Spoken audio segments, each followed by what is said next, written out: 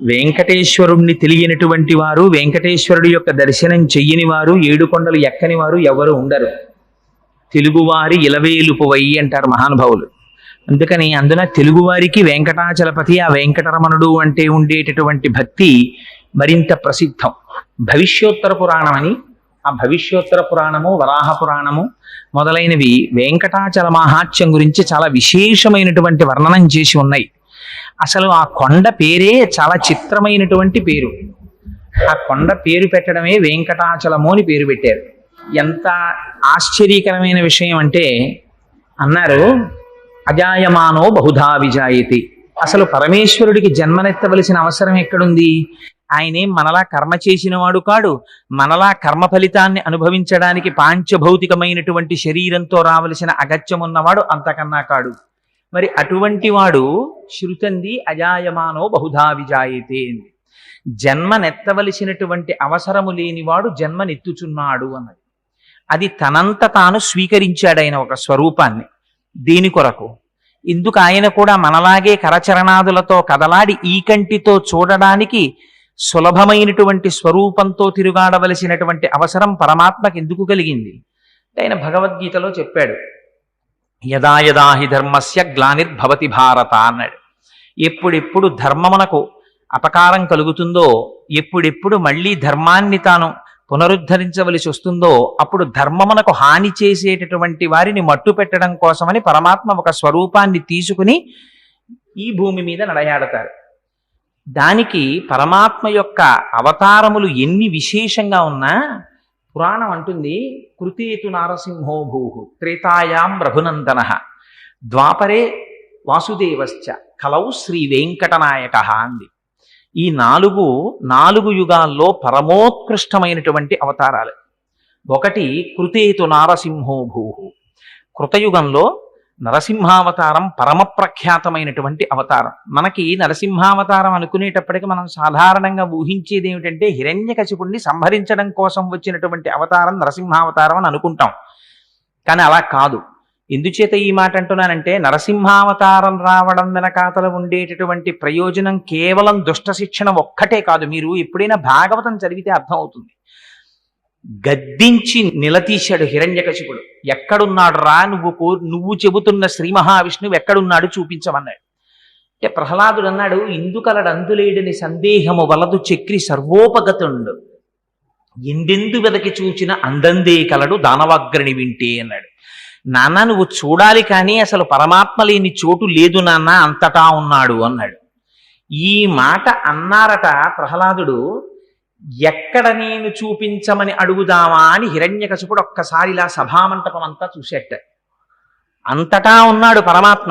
అంతటా ఉన్న పరమాత్మ ఏమో ప్రహ్లాదుడు అన్న మాటకి ప్రతిస్పందించిన హిరణ్యకశిపుడు ఇక్కడ ఉన్నాడా అని దేని వంక వేలు చూపిస్తాడోనని హరి సర్వాకృతులందాల్చే ఇది అది అని లేదుట. అన్నిటిలో నిండి నిబుడీకృతమై సిద్ధమైపోయాట. ఏమో ఎక్కడ బయటికి రమ్మంటాడో తను అక్కడి నుంచి బయటికి రావాలని.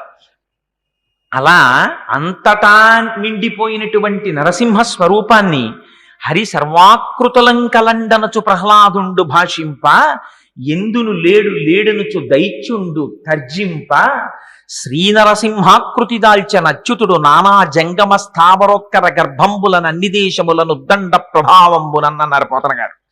ఇక్కడ అక్కడ అని కాదు, నానా జంగమ స్థావరోత్కర గర్భంబుల అన్ని దేశముల అంతటా నిండిపోయాడు పరమాత్మ. ఏమో ఎక్కడి నుంచి రమ్మంటే అక్కడి నుంచి రావడానికి సిద్ధంగా ఉన్నాడు. ఇది వ్యాపకత్వాన్ని చూపిస్తుంది నరసింహావతారం. ఒక స్తంభాన్ని చూపించాడంతే, పెళపెళార్భటులతో ఆ నరసింహావతారం స్తంభంలోంచి వచ్చి రక్షించింది. అందుకని అంతటా వ్యాపించి తనని నమ్ముకున్న వాళ్ళని సర్వకాలమునందు కాపాడేటటువంటి స్వరూపం ఒకటి ఉన్నది అని నిరూపించినటువంటి అవతారం కృతయుగంలో నరసింహావతారం. కృతేతు నారసింహో భూహు త్రేతాయాం రఘునందన. త్రేతాయుగంలో రామావతారం అలా మళ్ళీ ధర్మాన్ని 4 పాదాలు నడిపించింది.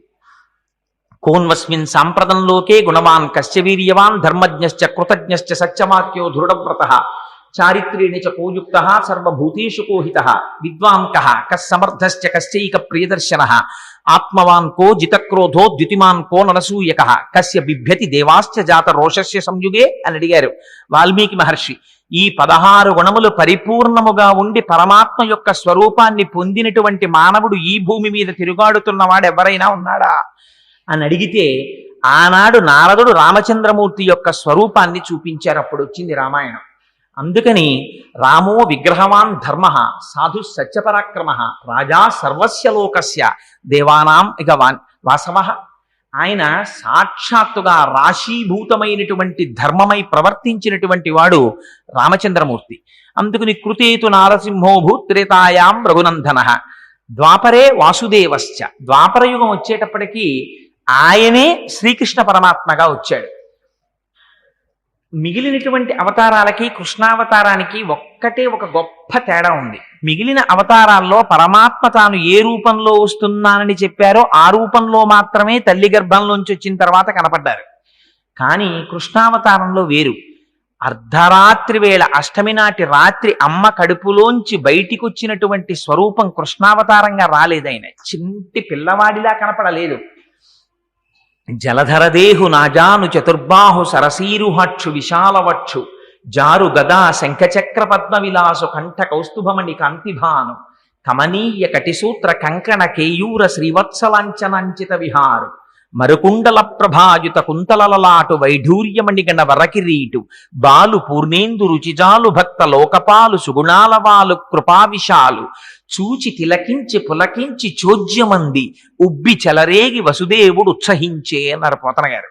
శంఖ చక్ర గదా పద్మములను పట్టుకున్నవాడై నల్లటి మబ్బు ఎలా ఉంటుందో అటువంటి స్వరూపంతో మెరుపులు మెరిసిపోతూ ఆ మహానుభావుడు తల్లి గర్భంలోంచి ఆవిర్భవించి దర్శనమిచ్చారు.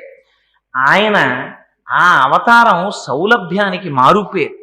మహానుభావుడు గొల్లపిల్లలతో కలిసి ఆడుకున్నాడు, పశువుల వెంట పరిగెత్తాడు.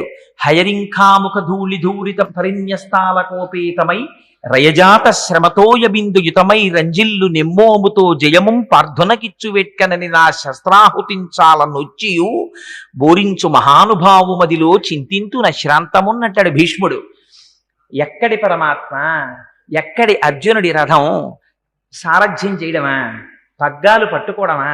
యుద్ధభూమిలో ఆయన సారథ్యం చేస్తుంటే ముందు పరిగెడుతున్నటువంటి గుర్రాల యొక్క డెక్కల నుంచి పైకి రేపబడినటువంటి ధూళి వచ్చి ఆయన కుంతలముల నిండా అంటుకోవడమా? ఆయన ముఖం నిండా ధూళి చేత కప్పబడడమా? స్వామి శ్రమ నుండి చెమట పట్టడమా? ఉత్తరీయంతో తుడుచుకోవడానికి సమయం లేకపోవడమా? తండ్రి, నిన్ను నమ్ముకున్న వాళ్ళకి విజయం కట్టపెట్టడానికి ఎంత కష్టపడ్డావయ్యా, నీ పాదముల యందు నా మనస్సు చేర్చవయ్యా అని స్తోత్రం చేశాడు భీష్మాచార్యుల వారు. అదిగో అటువంటి స్వరూపం కృష్ణావతారం. అందుకని కృతేతు నారసింహోభూ త్రేతాయాం రఘునందన ద్వాపరే వాసుదేవశ్చ కలౌ శ్రీవేంకటనాయక. కలియుగం వచ్చేటప్పటికీ ఆయనే వెంకటాచలపతిగా వచ్చారు.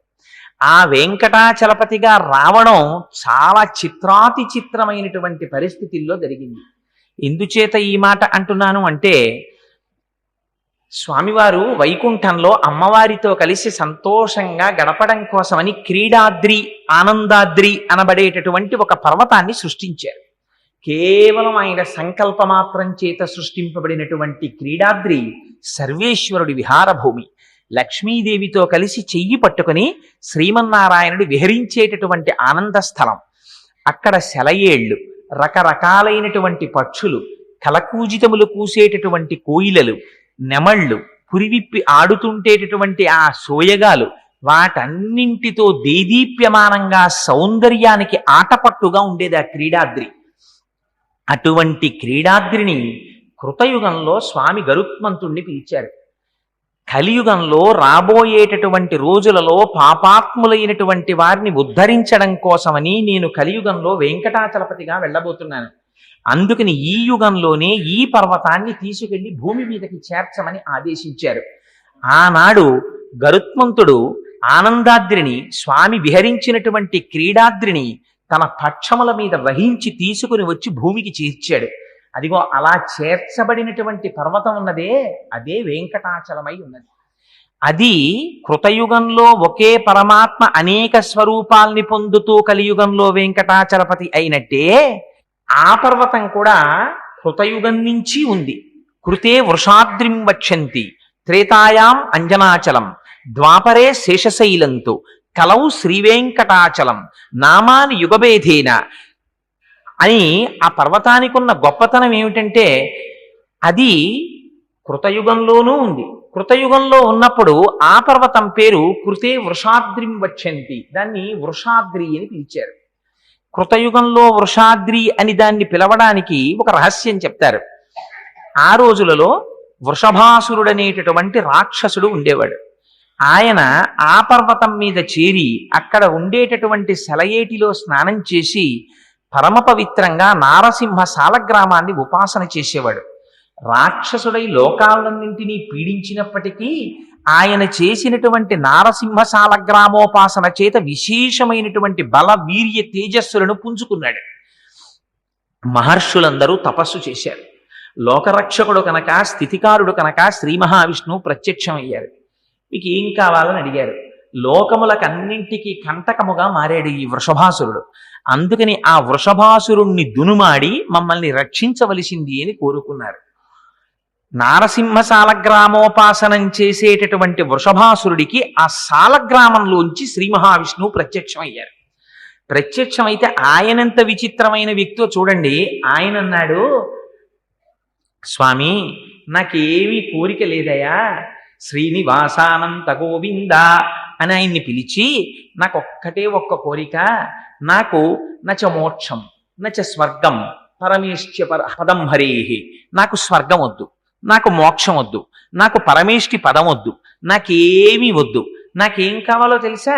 శ్రీనివాసానంత గోవింద సురోత్తమ, తండ్రి నాకు ఒక్క వరం ఇయ్యి. ఏమిటా వరం? యుద్ధ భిక్షాంచదేహిమే, నాకు నీతో యుద్ధం చెయ్యాలనుందని. ఇంత స్వామి ప్రత్యక్షమైతే ఉపాధి రాక్షసోపాధి కదా. ఆయన కోరుకున్న కోరిక శ్రీ మహావిష్ణువుతో యుద్ధం చెయ్యాలని. సరే, దానికేముంది, నీ ముచ్చట తీరుస్తానన్నారు స్వామి. ఇద్దరికి యుద్ధం ప్రారంభమైంది. బ్రహ్మాండమైన యుద్ధం జరిగింది. ఆ యుద్ధంలో శ్రీ మహావిష్ణువు ప్రదర్శించేటటువంటి మెళకువలు చూడాలని ఆయన తాపత్రయం. ఎటువంటి ఉపాధిలో ఎటువంటి సంస్కారంతో ఉన్నవాడికి అటువంటి కోరికలే పుడతాయి. రాక్షసుడు కనుక తెల్లవారి లేస్తే యుద్ధం చెయ్యడం తప్ప ఇంకొకటి తెలియనివాడు కనుక శ్రీమన్నారాయణుడు చేసే యుద్ధం ఎలా ఉంటుందో తన ఒక్కడితో చెయ్యాలని కోరిక ఆయనకి. అందుకని యుద్ధం చేశాడు.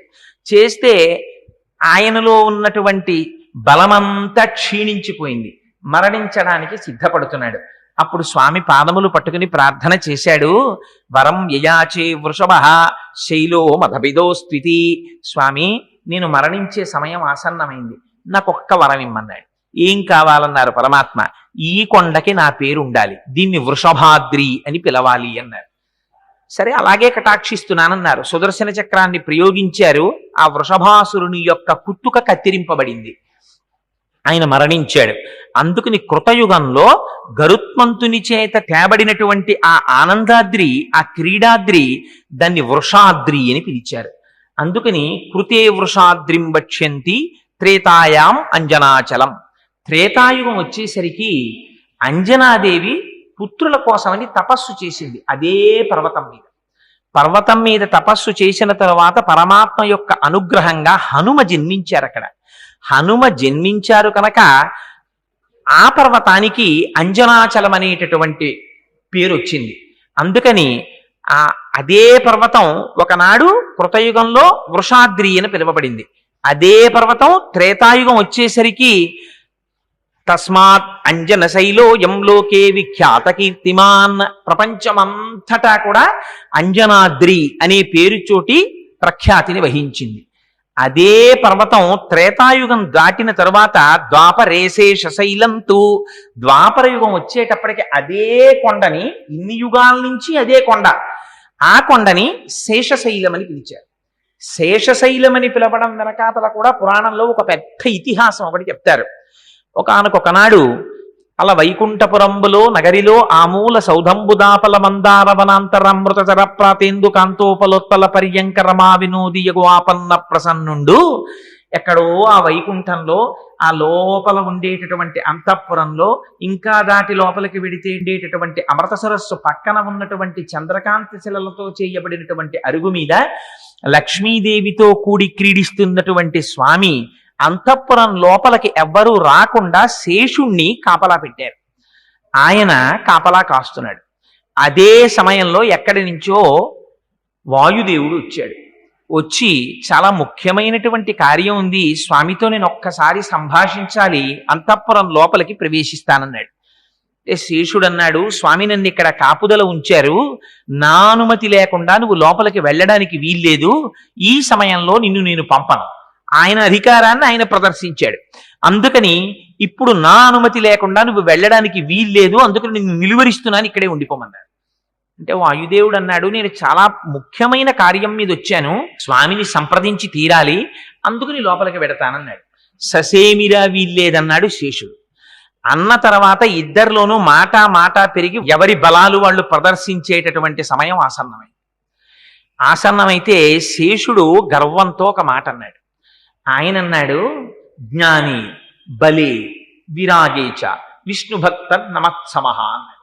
జ్ఞానములో కాని, బలములో కాని, వైరాగ్యంలో కాని నాతో సమానమైనటువంటి విష్ణుభక్తుడు లేడు. నేను ఎటువంటి వాడిని అనుకుంటున్నావు వాయుదేవా? సదాంతఃపురే వాసః. మీ అందరూ ఎప్పుడో ఒకసారి వచ్చి భగవానుణ్ణి దర్శనం చేస్తారు, నేను అలా కాదు, ఎప్పుడూ అంతఃపురంలో ఉంటాను. పుత్రాణం అధికోహరేహే, నేను శ్రీ మహావిష్ణువుకి కన్న కొడుకు కన్నా అధికుణ్ణి, నన్ను అంతలా చూసుకుంటారు. అందరూ వెళ్ళిపోయిన తర్వాత లోపలికి వచ్చి ఏకాంత శయనంలో ఎవ్వరూ లేనప్పుడు స్వామి ఎవరి మీద పడుకుంటారో తెలుసా? నా మీద పడుకుంటారు, నన్ను పరుపు చేసుకుని పడుకుంటారు. మా అమ్మ లక్ష్మీదేవి నా మీద కూర్చుని స్వామి పాదములను ఒత్తుతూ పరవశించిపోతుంటుంది. అటువంటి ఏకాంత మందిరంలో స్వామికి పాన్పునై వారి ఆనందములకు సాక్షినైనటువంటి వాణ్ణి నేను. అటువంటి వాణ్ణి నన్ను కాదని నువ్వు లోపలికెడతావా? నువ్వెంత నేనెంత అన్నాడు. ఈ మాటలు అమ్మవారి చెవిన పడ్డాయి. అబ్బో స్వామి, శృతి మించి రాగాన పడింది, ఎవరి అహంకారాలు వాళ్ళు బయట పెట్టుకుంటున్నారు అంది. అనేటప్పటికి అయ్యవారు బయటికి వచ్చారు. ఆయన ఎక్కడెక్కడ అహంకారం తలెత్తుతుందో అప్పుడప్పుడు ఆ అహంకారాన్ని తీసేయడమే స్వామివారి పని. అందుకని వెంటనే స్వామి అన్నారు, మాటల చేత పౌరుష పరాక్రమాలు ఎక్కడ తెలుస్తాయో ఈ శేషుడా, అదిగో భూమి మీద క్రీడాద్రి అనబడేటటువంటి నా విహార భూమి పర్వతం గరుత్మంతుడు తీసుకెళ్లి కిందికి చేర్చాడు. నువ్వెళ్ళి ఆ పర్వతాన్ని గట్టిగా చుట్టుకో. వాయుదేవుడు తను చాలా బలవంతుడు అంటున్నాడు కదా, వాయుదేవుడు ఆ పర్వతాన్ని చిమ్ముతాడు దూరంగా. నీ బలంతో ఆ పర్వతం కదలకుండా చెయ్యి. వాయుదేవుడు కదపగలడేమో చూస్తాం. నేను కాదు నిర్ణయించవలసినది, దేవతలందరూ చూస్తారు, ఋషులందరూ చూస్తారు. కదపగలిగావా నువ్వు బలవంతుడవు. నువ్వు అంత బలంతో చిమ్మినప్పటికీ పర్వతం కదలకుండా శేషుడు చెయ్యగలిగాడా? శేషుడు బలవంతుడు. అందుకని మీ ఇద్దరు బల ప్రదర్శన చేసి ఎవరు గొప్పవారో నిర్ణయించుకోండి, మాటలు ఎందుకు అన్నారు పరమాత్మ. ఇది అహంకారం తీసేయడం కోసమని చేస్తూ ఉంటారు. అంటే గబగబా పరిగెత్తాడు శేషుడు, ఆ క్రీడాద్రిని చుట్టుకున్నాడు. చుట్టుకుని పడుకున్నాడు. పడుకునేసరికి వాయువు వచ్చారు, చూశారు. ఓహో, శేషుడు చుట్టుకుని పడుకుని నేను ఈ పర్వతాన్ని కదపలేననుకుంటున్నాడు అనుకున్నారు. కనిష్టాంగుళి సంస్పర్శ పర్వతో భోగి సంయుత. ఆ పాము చుట్టుకుని పడుకున్నటువంటి పర్వతాన్ని తన చిటికిన వేలి గోటితో కొట్టారు. కొడితే సహస్రమర్థ లక్షంచ, అది ఎక్కడికి వెళ్ళిపోయింది? 1500 లక్షల యోజనముల దూరం దక్షిణాయవు, అది దక్షిణ దిక్కుకి ఎగిరిపోయింది ఆ పర్వతం. ఎగిరిపోతే ఆ వేగానికి శేషుడు ప్రాణములే పోయినట్టుగా తల్లడిల్లిపోయాడు. అప్పుడు ఆ పర్వతము యొక్క తండ్రి అయినటువంటి మహామీరు పరిగెత్తుకొచ్చాడు. అయ్యయ్యో, ఆ క్రీడాద్రి, ఆ ఆనందాద్రి నా కుమారుడు. మీ ఇద్దరి పౌరుష ప్రతాపాలు చూపించడం కోసం నువ్వు కొట్టిన దెబ్బకి ఆ పర్వతం అంత దూరం వెళ్ళిపోతోంది, ఆ పర్వతాన్ని మళ్ళీ కాపాడమన్నారు. అంటే ఆ పర్వతాన్ని మళ్ళీ తీసుకొచ్చి వాయుదేవుడు, ఆయన ఏమో అనిలుడు, ఆయన తన వేగంతో తోశాడా, మళ్ళీ వస్తుంది, మళ్ళీ తీసుకొచ్చి యథాస్థానమనందు ఉంచాడు. ఆ ఉంచడంలోనే వెంకటాచలానికి ఉన్నటువంటి గొప్పతనం ఏమిటో తెలుసా అండి? ఆనాడు శేషాద్రిగా పావు చుట్టుకొని పడుకున్నప్పుడు ఏ స్థితిలో ఉండిపోయిందో అదే స్థితిలో ఇప్పటికీ పావు పడుకున్నట్టే ఉంటుంది ఆ పర్వతం. అందుకే శేషాచలానికి ఉన్నటువంటి ప్రఖ్యాతి, ఆ శేషుడు పడుకుంటే తోక మీద ఉండేటటువంటి దేవాలయం శ్రీశైలం ఉంటుంది. ఇంకొంచెం ముందుకొస్తే వీపు మీద ఉండేటటువంటి దేవాలయం అహోబల క్షేత్రం ఉంటుంది. అహోబిలం అహోబిలం అంటుంటారు. అహోబిలం కాదు, అహోబలం దాని పేరు. అహోబలం అహోబలం అన్నారు నరసింహస్వామి వచ్చినప్పుడు. అందుకని అహోబల క్షేత్రం ఉంది.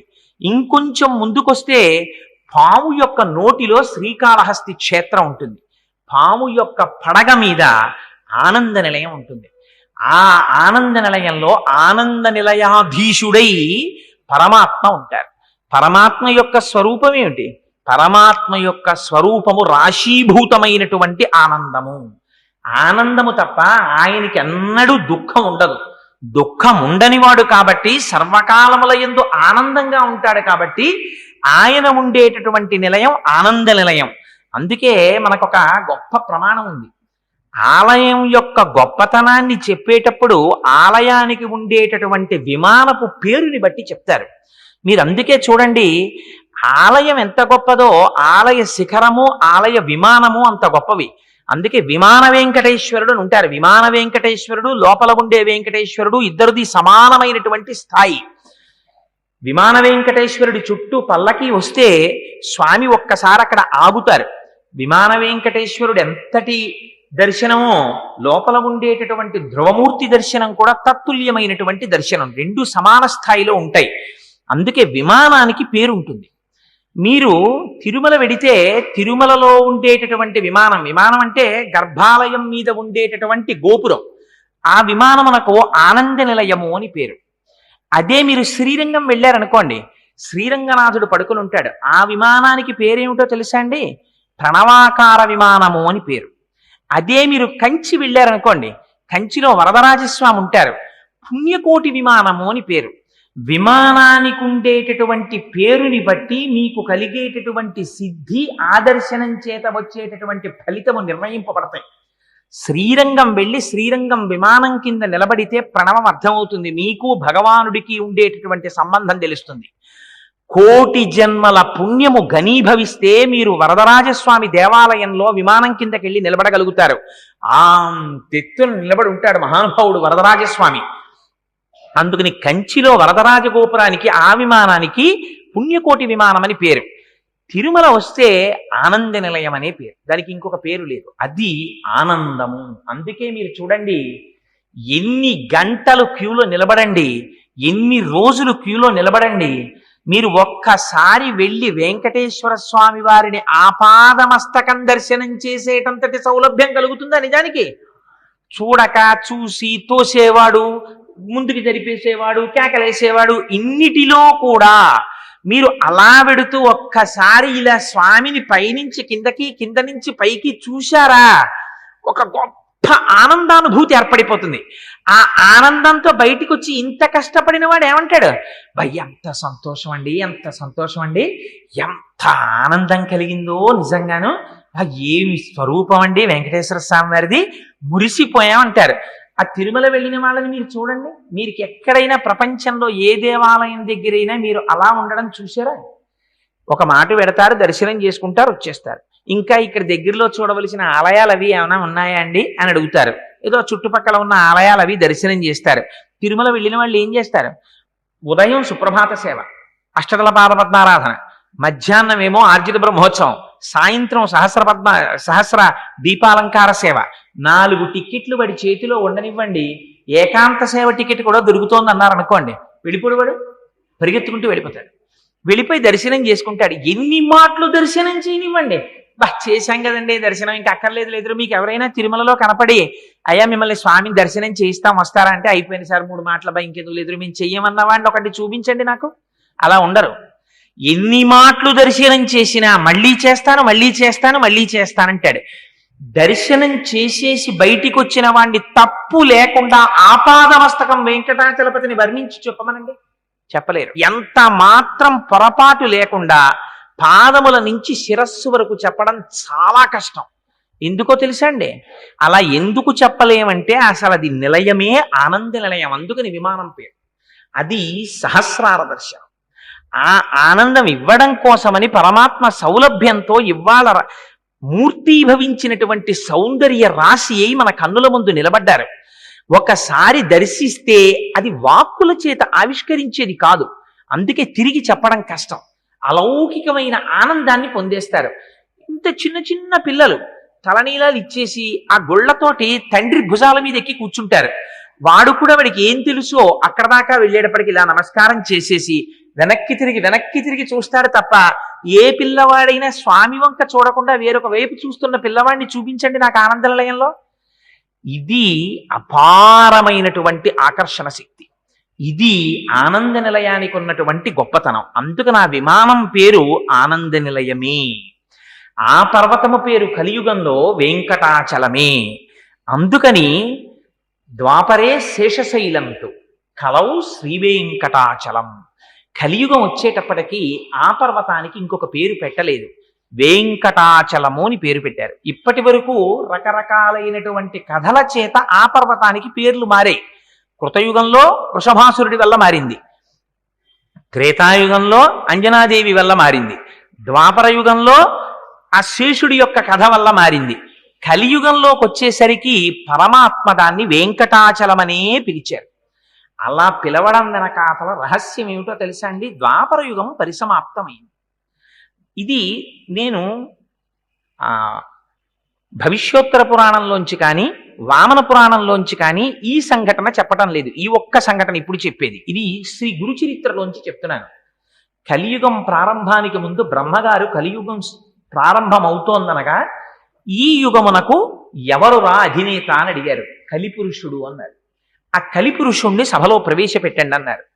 ఆ కలిపురుషుడు సభలోకి ఎలా వచ్చాడో తెలుసా అండి? వాడు దిగంబరుడై ఎడమ చేతితో తన అవయవాన్ని పట్టుకున్నాడు, కుడి చేతితో నాలుకని చేత్తో లాగి పట్టుకుని సభలోకి వచ్చాడు. వస్తే బ్రహ్మగారు ఆశ్చర్యపోయారు. ఏమిరానికి సభామర్యాద తెలియదా? ఇంత దారుణంగా లోపలికి వచ్చామేమిరా అని అడిగారు. అడిగితే ఆయన అన్నాడు, మహానుభావ, కలియుగంలో ఉండేటటువంటి వారందరినీ నేను ఈ రెండింటి చేతనే పతనం చేసేస్తాను. సమయాసమయములను చూడకుండా, వావి వరసలు చూడకుండా, సర్వకాలములయందు మనస్సులో కామప్రచోదనమే. రెండు, ఎంత తిన్నా రసాంకురము చేత తాదాత్మ్యతే. ఎప్పుడూ నాలుక మీద దృష్టి, ఎప్పుడూ కామమునందు దృష్టి.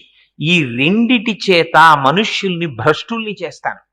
అందుకని కలియుగంలో నేను ఇలా వెడుతున్నాను, ఇలా మీ సభలో ప్రవేశించానన్నారు. సరే, ఇది నీ ధర్మం కనుక నువ్వు అలాగే బయలుదేరు అన్నారు. అందుకని కలిపురుషుడి యొక్క శక్తి అటువంటిది.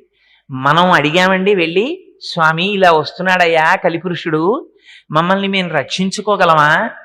5 ఇంద్రియములు ఉన్నాయి మాకు, ఒక్కొక్క ఇంద్రియం ఉంటేనే ఒక్కొక్క జాతి నశించిపోతోంది. ఇంకా 5 ఇంద్రియాలున్న వాళ్ళం పతనమైపోతాం తండ్రి, మమ్మల్ని ఎవరు రక్షిస్తారని మనం ఏమైనా అడిగామా పరమాత్మని? మనం అడగకపోయినా విచిత్రం ఏమిటో తెలుసా అండి? దీని గురించి మొట్టమొదట బాధపడిన వారు చతుర్ముఖ బ్రహ్మగారు బాధపడ్డారు. ఒకనాడు నారదుణ్ణి పిలిచి, అసలు కలియుగం ప్రారంభమైందిరా, ద్వాపర యుగం అయిపోయింది, ఒక్కసారి కలియుగానికి వెళ్ళి కలియుగంలో ఉండేటటువంటి ప్రజలు ప్రధానంగా ఎలా ఉన్నారు, దేని చేత బాధపడుతున్నారో చూసిరా అన్నారు.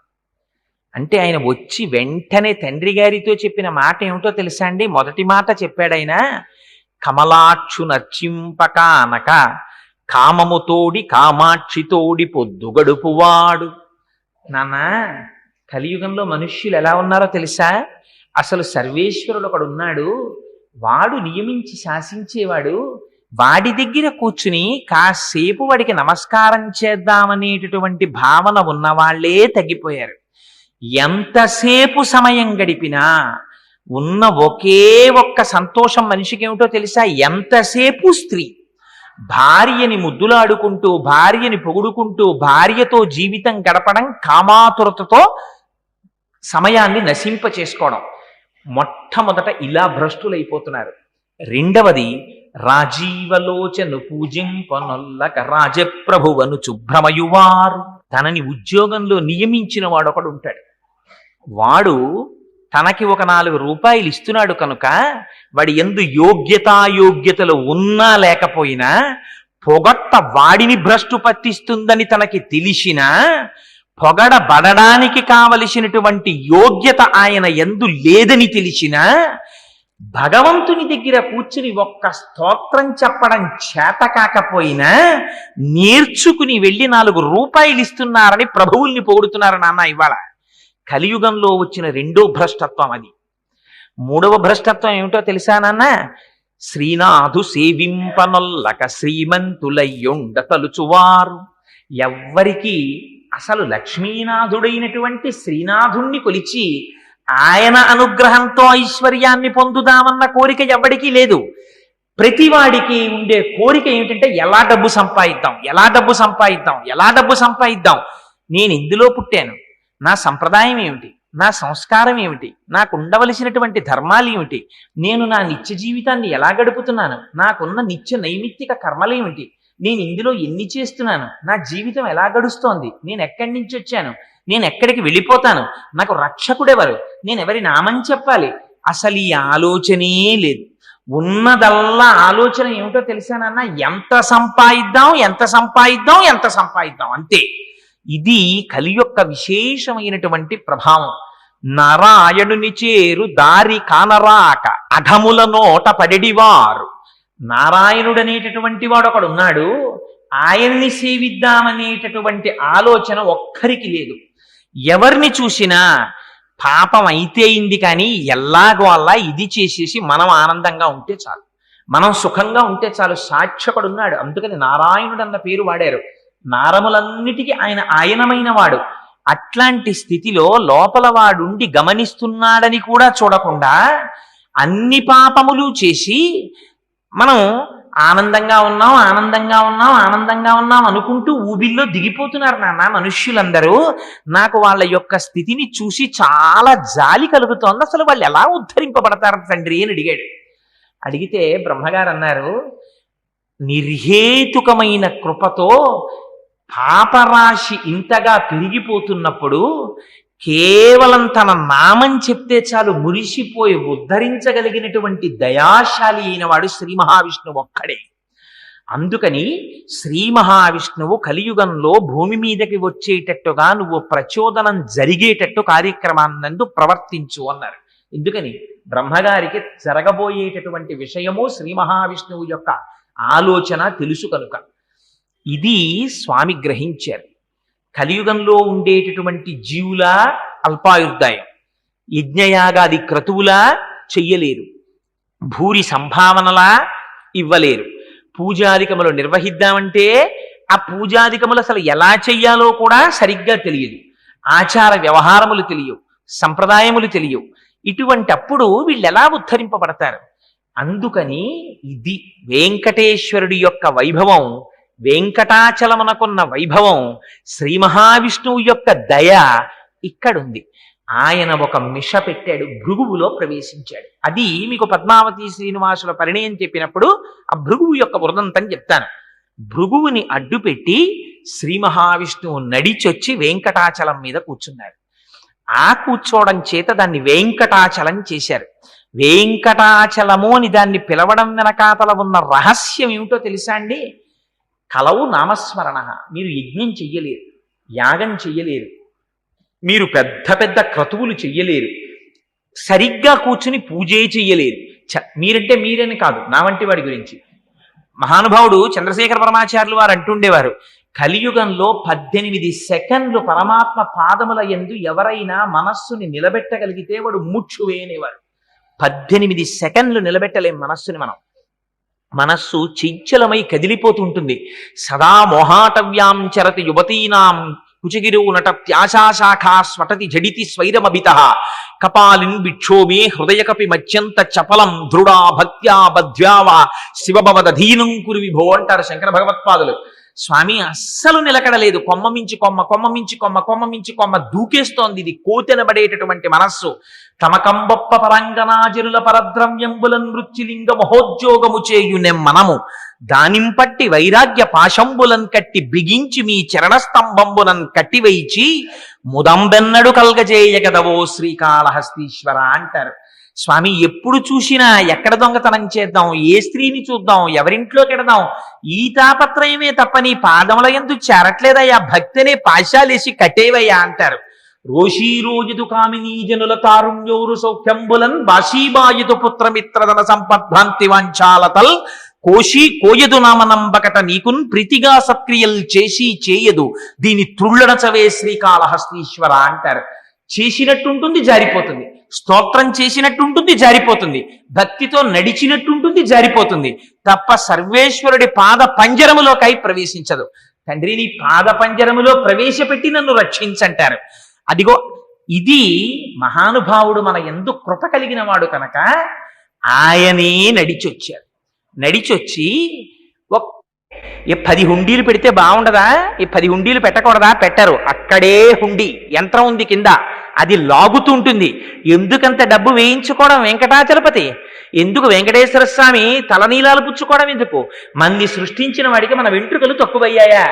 పట్టుకెళ్ళి ఈ తలనీలాలు పుచ్చుకోవడం ఎందుకు? ఆయన తలనీలాలు పుచ్చుకోవడం వెనకాతల ధనాకర్షణ యంత్రము శ్రీచక్రము ఉన్నటువంటి దాని మీద ఆ హుండీ పెట్టడం వెనకాతల రహస్యం ఉంది. అహంకారమును తీసి పుణ్యమును ఇస్తారు. ఆయన పాపమును తీస్తారు. ఆ పాపము వెంట్రుకలను ఆశ్రయించి ఉంటుంది. అందుకని వెంట్రుకలను తీస్తారు. మనకి చొక్కాకి గుండీలన్నా పెట్టుకోడు, చొక్కాకి చిరుగుందేమోనన్నా చూసుకోడు. కానీ వీధిలోకి వస్తుంటే తలకాయ మాత్రం చాలా జాగ్రత్తగా దువ్వుకుంటాడు. అన్నింటికన్నా మనిషి జీవితంలో బెంగ పెట్టుకునేది ఏమిటంటే, అయ్యో నాకు 60 ఏళ్ళు వచ్చేసాయి, నాకు 70 ఏళ్ళు వచ్చేసాయి, ఇప్పటికి నాకు సంధ్యావందనం చెయ్యడం రాదని బెంగ పెట్టుకునేవాడు ఉండడు. ఇప్పటి వరకు నేను శ్రీశైలం వెళ్ళలేదు, తిరుమల వెళ్ళలేదు, స్వామికి ఒక్క సేవ చెయ్యలేదని బెంగ పెట్టుకునేవాడు ఉండడు. దిక్కుమాల జుత్తు తెల్లబడిపోతోందని బెంగ పెట్టేసుకుంటాం. అందుకని ఆ జుత్తు తీసుకుంటాడు ఆయన. జుత్తు ఏమిటో తెలుసా అండి? అహంకార మమకారములను చూపిస్తుంది. అందుకని ఈ శిరస్సు పట్టుకెళ్ళి ఇలా ఉంచేస్తాం. ఉంచేస్తే అహంకారాన్ని పాపరాశిని తీసేస్తారు. వెంట్రుకలని ఆశ్రయించి ఉంటాయి కాబట్టి పాపాలు. తలనీలాలు తీసుకుంటాడు ఆయన. తీసుకుని మనకేమిస్తాడు? పనికి మాలిన వెంట్రుకలు ఆయన బుచ్చుకొని ఆ రూపంతో పాపరాశిని తీసేస్తాడు. అందుకని తలనీలాలు పుచ్చుకుంటాడు. మరి డబ్బులు ఇచ్చుకోవడం ఎందుకు? అందుకే మీరు చూడండి, వెంకటాచల క్షేత్రంలో 5 రూపాయలు వేద్దామని వెళ్ళిన వాడు 10 రూపాయలు వేసేసి వచ్చేస్తాడు. నిజంగా ఎక్కడి నుంచి వస్తుందో తెలియదు. అక్కడికి వెళ్ళిన తర్వాత మీరు ఎప్పుడైనా వెంకటాచల క్షేత్రంలో అర్చనానంతర దర్శనము టిక్కెట్లు అమ్మకుండా మిగిలిపోయినవి అని కౌంటర్ పెట్టి ఏమీ పని లేకుండా అక్కడ కూర్చున్నామండి మీరు చూసారా? 1,00,000 రూపాయలు ఉదయాస్తమాన సేవ అన్నారు అనుకోండి, రేపటికి అయిపోతాయి టికెట్లు. 5 లక్షలు సేవ అయిపోతాయి టికెట్లు. 10,000 అయిపోతాయి, 5,000 అయిపోతాయి. ఒకసారి కొండ మీదకి వెళ్ళారా లాగేస్తాడు ఆయన. ఎందుకైనా ఆయనకి డబ్బు లేక కాదు, శ్రీ ఆయన సొత్తు. ఆయన లక్ష్మీనాథుడు, ఆయన శ్రీనివాసుడు. ఆయనకి చేత కాక కాదు, మనకిచ్చేవాడు ఆయన, మనని రక్షించేవాడు ఆయన. మన దగ్గర పుచ్చుకోవడం దేని కొరకు? నువ్వు పుట్టి ఒక్కనాడు ఒక యజ్ఞం చెయ్యలేదు, నువ్వొక్క యాగం చెయ్యలేదు, ఒక్కనాడు పీటల మీద కూర్చుని ఒక గొప్ప క్రతువు నువ్వు ఆచరించలేదు. నీకు చేసిన పాపాలో కొండలు పెరిగిపోయినట్టు పెరిగిపోతున్నాయి. అయ్యయ్యో ఎంత బాధపడిపోతావోరా ఈ వీటి చేతని అనంత ఫలితాన్ని ఇస్తానని ప్రతిజ్ఞ చేశాడు ఆయన. 1 రూపాయి తెచ్చిన హుండీలో వేశాడా, యజ్ఞం చేసిన ఫలితం ఇచ్చేస్తాను. శక్తి కొలది ఒక్క సుప్రభాతం టికెట్ కొనుక్కుని వచ్చి గుమ్మం ముందు నించున్నాడా. అందుకే దాని పేరు ఇంకొక పేరు కాదండి, దాని పేరు వైకుంఠమే. మీరు వెళ్ళి వైకుంఠంలో నిలబడినట్టు వైకుంఠంలో ఎవరు నిలబడతారు? తెల్లవారి లేస్తే విశ్వామిత్రాది మహర్షులు వెళ్ళి నిలబడతారు. నిలబడి వశిష్ఠుడు, విశ్వామిత్రుడు, అంగిరసుడు, కాత్యాయనుడు, గౌతముడు మొదలైన మహర్షులందరూ 2 పక్కలా నిలబడి, నిజంగా స్వామి నిద్రపోతారా? స్వామి నిద్రపోతే మన్ని చూసేవాడెవడు? స్వామికి నిద్ర ఉండదు. కానీ నిద్రపోయినట్టు నటించి భాగవతంలో దశమస్కంధంలో ఈ రహస్యాన్ని బయటపెట్టారు. చిన్ని కృష్ణుడికి నిద్ర చేత కాదు. ఎందుకని? ఆయన కృష్ణుడు నిరతిశయ ఆనంద స్వరూపుడైన ఆయన కృష్ణావతారంలోకి వచ్చిన తర్వాత ఆయనకి నిద్రపోవడం అలవాట్లేదు. ఆయన కళ్ళు తెరుచుకుని ఉండేవారు ఉయ్యాల్లో. ఉంటే పాపం ఈ గోపకాంతలు జోజో కమలదలేక్షణ జోజో మృగరాజ మధ్య జోజో కృష్ణ జోజో పల్లవక రపద జోజో పూర్ణేందు వదన జోజో ఎన్నచున్ ఉయ్యాలు రూపేవారు. ఇలాగే కళ్ళు తెరిచి ఉండేవాడు పత్తికాయలాగా. ఆయనకి నిద్రపోవడం అలవాట్లేదు. ఆయన నిద్ర తామసికమైన నిద్ర కాదు, అది యోగ నిద్ర. లోకములను మరింతగా కాపాడతాడు ఆయన సమయంలో. అందుకని అలా పత్తికాయల్లా కళ్ళు తెరుచుకున్న కృష్ణుణ్ణి చూసి పిల్లవాడు నిద్రపోవట్లేదనుకుని ఆ గోపకాంతలందరూ పక్కకి తిరగేసేసి పాపం ఆ వీపు మీద జోకొట్టేస్తుండేవారట. అంతకు ముందే అన్నాడు ఆ వీపు మీద అంత దెబ్బ తిన్నవాడు కాడాయన. వీళ్ళు జోకొడుతుండేవారు. చూశాట, ఓహో లోకములు నిదురపోవక తా నిదురింపని శుభగుడు ముదితల్ జోకొట్టిపాడా నిదురన్ గైకొనులీల కను తెరవకయుండెన్ అంటారు పోతన గారు. వాళ్ళందరూ వచ్చి జోకొట్టేస్తుంటే ఓహో వీళ్ళకి ఈ లోకంలో నిద్రపోవడం అనో అలవాటు ఉంది, వాళ్ళు కన్ను మూసుకు పడుకుంటారు. నాకు కన్ను మూసుకోవడం అలవాట్లేదు, నేను కన్ను ముయ్యట్లేదని వీళ్ళు ఇలా కొట్టేస్తున్నారు వీపు మీద, అందుకని నేను నిద్రపోయినట్టు కాసేపు రెప్పలు మూసేస్తాను, మూసేస్తే వీళ్ళు నేను పడుకున్నాను అనుకుని నన్ను వదిలేస్తారని చెప్పి నిద్ర అలవాటు లేనివాడు నిద్రపోయినట్టు నటించాడు కృష్ణావతారంలో. అందుకని స్వామి నిజంగా నిద్రపోతాడా? నిద్రపోడు. కానీ ఆ వైభవాన్ని మీకివ్వడం కోసం. అందుకని మీరు వెళ్ళి తెల్లవారుజామున 3 గంటలకు అంతకు ముందు ఎన్నడూ ఎవ్వడు ఎంతమంది ఉంటారు చెప్పండి? నిజంగా గుండెల మీద చెయ్యేసుకుని మనం ఆలోచిద్దాం. సంవత్సరంలో తెల్లవారుజామున 2:30 గంటలకి లేచి గబగబా తలస్నానం చేసి, అందులో తనొక్కడు కాడు, తను తన భార్య చిన్న పిల్లలు కూడా స్నానం చేసేసి పిల్ల పాప గబగబా పట్టుపంచ కట్టుకుని ఆవిడ పట్టు చీర కట్టేసుకుని ఆ చీకట్లో పూజా మందిరంలోకో గుడి దగ్గరకు వెళ్ళి స్వామి స్వామి స్వామి అని నమస్కారం చేస్తూ మనం నిలబడతామా? ఒక్క రోజు నిలబడం.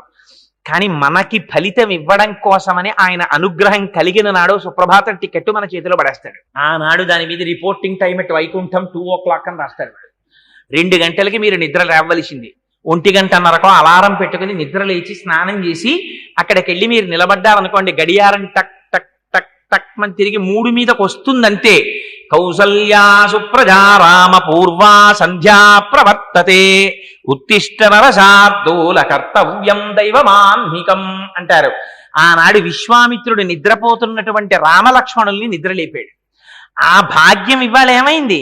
ఇంతమంది మహర్షులతో కలిసి మీ అందరూ వెళ్ళి ఆ వెంకటాచలంలో ఇలా నిలబడితే అది వైకుంఠం. అందుకే దానికి ఇంకొక పేరు లేదు, అది క్రీడాద్రి, అది ఆనందాద్రి. మీరు అక్కడికి వెళ్ళి ఇలా నిలబడ్డారనుకోండి, మీకు చేత కాదు పోని చదవడం, అది కూడా విడిచిపెట్టేశాడు పరమాత్మ. ఎంత దయాళువో చూడండి. వీడికి నాకు సుప్రభాతం పలకడం కూడా చేత కాదు. సుప్రభాతం పలకడానికి వెళ్ళేటటువంటి వాడు సుప్రభాతానికి ముందు ఉండేటటువంటి వాతావరణాన్ని తన మనస్సులో బాగా అనుభవించి వెళ్ళాలి. ఎందుకని? ఒక్కసారి ఆ కొండల మించి పైకెక్కితూ వెళ్ళేటప్పుడు ఉన్మీల్య నేత్ర యుగముత్తమ పంచరస్తాహ పాత్ర వశిష్టక దళీఫ లపాయసాని భుక్త్వా సలీలమదకేళి శుకాపటంతి శ్రీ వెంకటాచలపతే తవ సుప్రభాతం అంటారు. స్వామి స్వామి అదిగో చూసావా, చెట్ల మీద చిలకలన్నీ నిద్రలేచాయి. లేచి ఆ చిలకలన్నీ అరుస్తున్నాయి. మంచి మంచి పళ్ళని కొరికి తను తింటూ తన భార్య నోటిలో పెడుతోంది. అవన్నీ నాకు వినపడుతున్నాయి. ఇవన్నీ చెప్పినా ఆయన నిద్ర లేవట్లేదని అన్నింటికన్నా గొప్ప గుణం ఒకటి చెప్తాం మనం అక్కడ. ఒక గొప్ప సంకేతం చెప్తాం. యోషా గణీన వరదగ్ని విమధ్యమానే ఘోషాలయేషు దిమంధన తీవ్ర ఘోషాః రోషాత్ కలింబి దదతే కకుభశ్చ కుంభాః శ్రీ వెంకటాచలపతే తవ సుప్రభాతం అంటాం. స్వామి నీకు గుర్తుందా, నువ్వు కృష్ణావతారంలో వచ్చావు, ఏమీ తెలియనటువంటి ఆజ్ఞులైన గోపకాంతల మధ్యలో ఉన్నావు. ఆనాడు క్రేళ్ళురికి మసలలేగలు మల్లడిగు నిరంకెలిడియ మర్ద వృషభంబుల్ పెళ్ళున ముదుగుల పొదుగుల చల్లించన్ పాలు బాలు సంభవ వేళన్. నువ్వు పుట్టావని ఆవులు కడవల కొలది పాలు ఇచ్చేస్తే పాపం మీ అమ్మ యశోద పెద్ద పెద్ద కడవలు తీసుకెళ్లి స్తంభం దగ్గర పెట్టి తాడేసి బలంగా కవ్వాన్ని అందులోకి దింపి అది గడ్డ పెరుగు. అమ్మ చేతికి ఇక్కడి నుంచి ఇక్కడి వరకు గాజులు వేసుకుని తల నిండా పువ్వులెట్టుకుని ఆ కొంగు తీసి గట్టిగా దోపుకుని కొంచెం ఆ చీర తీసి పైకి పెట్టుకుని ఆ కవ్వాన్ని తాడు పట్టుకుని కవ్వాన్ని తిప్పుతుంటే గట్టి పెరిగేమో తిరగకుండా కవ్వాన్ని పట్టుకుంటుంటే తిరగాలని బలంగా కవ్వం తిరుగుతుంటే ఆ తిప్పడంలో అలసట పొందినటువంటి మీ అమ్మ అయినటువంటి యశోదాదేవి చేతుల గాజులు గల్లుమని మోగుతుంటే మీ అమ్మ అటు ఇటు కదులుతున్నప్పుడు ఆవిడ కొప్పు మించి వచ్చేటటువంటి పూల మీద సౌరభం బయటికి వస్తుంటే మీ అమ్మ నిన్ను తలుచుకుని పొంగిపోతూ నీ మీద పాటలు పాడుతుంటే ఆనాడు ఆ కవ్వం తిరగకుండా పెరుగు గట్టిగా పట్టుకుంటుంటే కొండకి కవ్వానికి దెబ్బలాట వచ్చిందా అన్నట్టు చర్ర చెస్ అని చప్పుడు వచ్చింది. వినపట్టల్లా లోపల పడుకున్నావు, కృష్ణావతారంలో అంత అల్లరి చేశావే, బయటికి వచ్చి నిలబడి ఇంత పిలుస్తున్నావే తండ్రి బయటికి రా అంటాం. అంటే అప్పుడు ఏం చేస్తాడు ఆయన? పొంగిపోయి ఒక్కసారి, అయ్యో రాత్రి అమ్మవారితో కలిసి పడుకున్నప్పుడు అమ్మవారి వక్షోజములకు ఉన్నటువంటి కుంకుమ రేఖలు తన వక్షస్థలానికి అంటుకున్నాయి, ఇలా నేను కనపడకూడదని కూడా చూసుకోకుండా ఒక్కసారి గబగబా బయటికి వచ్చేస్తాట సంతోషంతో. వచ్చేస్తే పైన కప్పుకున్నటువంటి ఉత్తరీయం జారి పడిపోతుంది. ఇది దర్శనం చెయ్యమని చేయిస్తారు, అందుకు సుప్రభాతం. ఇది చేస్తే అదిగో ఆ ఉత్తరీయం జారిపోతుంటే అప్పుడు ఆయన యొక్క నల్లని శరీరం మీద అమ్మవారి యొక్క కుచములకు అద్దుకున్నటువంటి ఎర్రని కస్తూరి రేఖలతో కూడినటువంటి నీ వక్షస్థలం నాకు దర్శనం అయిపోతోంది తండ్రి, నీకు దృష్టి దోషం తగులుతుందేమో, కప్పేయి ఉత్తరీయంతో కప్పేయి. విజయీ భవ వెంకట శైలపతే సచతుర్ముఖ చణ్ముఖ పంచముఖ ప్రముతాకిల దైవత మౌళిమణే శరణాగత వత్సల సారనిదే పరిపాలయ మాం వృష శైలపతే అని స్తోత్రం చేస్తాం. తండ్రి నువ్వు శరణాగత వత్సల సారనిధే, అక్కడికొచ్చి గోవిందా గోవిందా గోవిందా అన్నామని అమ్మతో కలిసి ఆ వక్షస్థలం చూపించకూడని రీతిలో ఉత్తరీయం జారిపోతుండగా వచ్చేసావా అని దర్శనం చేసి పొంగిపోతే, ఏం పర్వాలేదురా నువ్వేం చెప్దాం అనుకుంటున్నావో చెప్పు అని నిలబడి తను కూర్చుంటే వచ్చినవాడు కనపడడేమో అని కూర్చోను కూడా కూర్చోడు మహానుభావుడు, నిలబడి దర్శనమిస్తే పొంగిపోయి ఆయన యొక్క సౌజన్యానికి, స్వామి ఇంకా నా జీవితంలో ఇంకొక చోటికి వెళ్ళను, అజ్ఞానినా మయా దోషాన శేషాన్ విహితాన్ హరే క్షమస్వత్వం శేషశైల శిఖామణే. ఎన్ని దోషాలు చేశానో తండ్రి క్షమించవయ్యా అని ఆయన పాదాల మీద పడిపోతాం. అందుకని ఒక్క సుప్రభాతం టిక్కెట్టును అడ్డు పెట్టి తెల్లవారుజామున లేపి తన సన్నిధానంలో నిలబెట్టి మీరు నించున్నారనేటటువంటి పుణ్యాన్ని 10 మాటలు గుండెలు బాధేసుకుంటాట. వాడు నా కోసమని ఒక రాత్రి లేచిపోయాడు తెలుసా, తలస్నానం చేసేసాడు శీతాకాలంలో, 1 గంటకు వచ్చేసాడు, నా గుళ్ళో నిలబడ్డాడు, లోపలికి వచ్చాడు, సుప్రభాతం పాడుతుంటే ఇలా నమస్కారం పెట్టాడు, నిద్ర వస్తుంటే పాపం ఆవలింతలొచ్చినా కన్ను పడిపోకుండా అలా నించున్నాడు. ఆ తర్వాత నాకు దర్శనం ఇస్తే నా దర్శనం చేసుకుని పొంగిపోతూ ఇంటికి వెళ్ళిపోయాడు. వాడికి నేనేమి ఇవ్వగలను అని పొంగిపోతాట అని అంత సులభ సాధ్యుడై 1 రూపాయి తను పుచ్చుకుని మీ పాపరాశిని ధ్వంసం చేస్తానని ప్రతిజ్ఞ చేసి వచ్చిన వాడు కనుక ఆయనకి వెంకటాచలపతి, ఇంకొక పేరు పెట్టలేదు. అలా చేశాడా అండి అసలు? మరి అలాంటి కొండ పెట్టిన తర్వాత అలా జరిగిందా అని మనకు అనుమానం వస్తుందని పెద్దలు ఒక గొప్ప ఆఖ్యానం చెప్తారు. దానికి అసలు వెంకటాచలం అన్న పేరు రావడం వెనకాతల ఉన్న కథ చెప్తారు. అది పరమపావనమైనటువంటి కథ. అందులో పురాణాంతర్గతంగా వ్యాస భగవానుడు చెప్పినవి ఏవీ కల్పితములు అబద్ధములు ఉండవు. పూర్వకాలంలో పురంధరో నామ సోమయాజీ దృఢవ్రత, పూర్వకాలంలో పురంధరుడు అనబడేటటువంటి ఒక సోమయాజి ఉండేవాడు. ఆయన త్రికాల సంధ్యావందనం చేసేవాడు. భగవంతుణ్ణి అర్చించడం, ఇంట్లో నిత్యాగ్నిహోత్రం, దొరికిన దానితో తృప్తిగా జీవితాన్ని గడుపుకోవడం తప్ప వేరొకటి తెలియనటువంటి మహాభక్తుడు. అటువంటి వాడికి చాలా కాలం సంతానం కలగలేదు. భగవంతుణ్ణి అర్చించాడు. చిట్ట చివరికి దైవేన పూర్వ పుణ్యేన వృద్ధోస్యాస్య సుతోభవత్, బాగా వృద్ధాప్యం వచ్చేస్తున్నటువంటి సమయంలో ఒక కుమారుడు జన్మించాడు. ఈయన సాక్షాత్తుగా లక్ష్మీయుతుడైనటువంటి శ్రీనాథుడే నా ఇంటికి వచ్చాడనే సంతోషంతో మాధవుడు అని పేరు పెట్టుకున్నాడు. మా అంటే లక్ష్మీదేవి, ధవుడు అంటే లక్ష్మీదేవి భర్త, అందుకని మాధవుడని పేరు పెట్టుకున్నాడు. ఆ పిల్లవాడు తండ్రి చేసుకున్నటువంటి పుణ్య విశేషమో భగవంతుని అనుగ్రహమో అన్ని వేదాలు నేర్చుకున్నాడు, శాస్త్రాలు నేర్చుకున్నాడు, పురాణాలు నేర్చుకున్నాడు, నిత్యాగ్నిహోత్రీకుడు, చాలా జాగ్రత్తగా జీవితాన్ని పరమ పవిత్రంగా గడుపుతున్నాడు. అటువంటి పిల్లవాడికి ఒక రోజున అకస్మాత్తుగా ఎటువంటి వాడు భ్రష్టపట్టేటటువంటి సమయం వచ్చిందా? వ్యాసుడు దేవీ భాగవతంలో చెప్తాడు, కాలోహి బలవాన్ కర్త సతతం సుఖదుఃఖయోహో నరాణాం పరతంత్రాణం పుణ్య పాపానుయోగత అంటాడు. పతనమయ్యే సమయం వచ్చిందా కాలస్వరూపంతో బుద్ధిని ప్రచోదనం చేసి పడగొట్టేస్తుంది. అందుకే మాకురు ధనజన యవ్వన గర్వం హరతి నిమేషత్ కాలస్సర్వం మాయామయమిదమఖిలం హిత్వా బ్రహ్మపదం త్వం ప్రవిశ విదిత్వా అంటారు శంకరాచార్యుల వారు. ఎందుకురా అలా గుండెలు చూపించుకుని మురిసిపోతావు, నేనని ఇవన్నీ ఉంటాయనుకుంటున్నావా? ఈ యవ్వనం, ఈ ఐశ్వర్యం, ఈ మదం ఇవేముండవు. కాలస్వరూపంలో తీసేస్తాడు పరమాత్మ. తీసిన నాడు బాధపడతావు. అందుకని ఆయన పాదములు పట్టి నిలబడంటారు. అందుకని అంతటి మాధవుడికి ఎంత విచిత్రమైన కోరిక కలిగిందంటే, పట్ట పగటి వేళ మహాపతివ్రత అయినటువంటి భార్య, సూర్యుడు ప్రకాశిస్తుండగా మిట్ట మధ్యాహ్నం ఒక రోజున భార్యా సంగమాన్ని అపేక్షించాడు. అపేక్షించి భార్యని వెళ్ళి అడిగాడు, నీతో సంగమించాలని నాకు కోరికగా ఉంది అని. అంటే ఆవిడంది, తత్రాపి దివస క్రీడా అయుక్తం మునయో విదుహు నికేతనే పితామాత అగ్నిహోత్రంచ దేవరాట్. ఆవిడ ధర్మం చెప్పింది. ఎంత పాపపు పనికి ఇవాళ నీ మనస్సు ప్రచోదనమైందయా?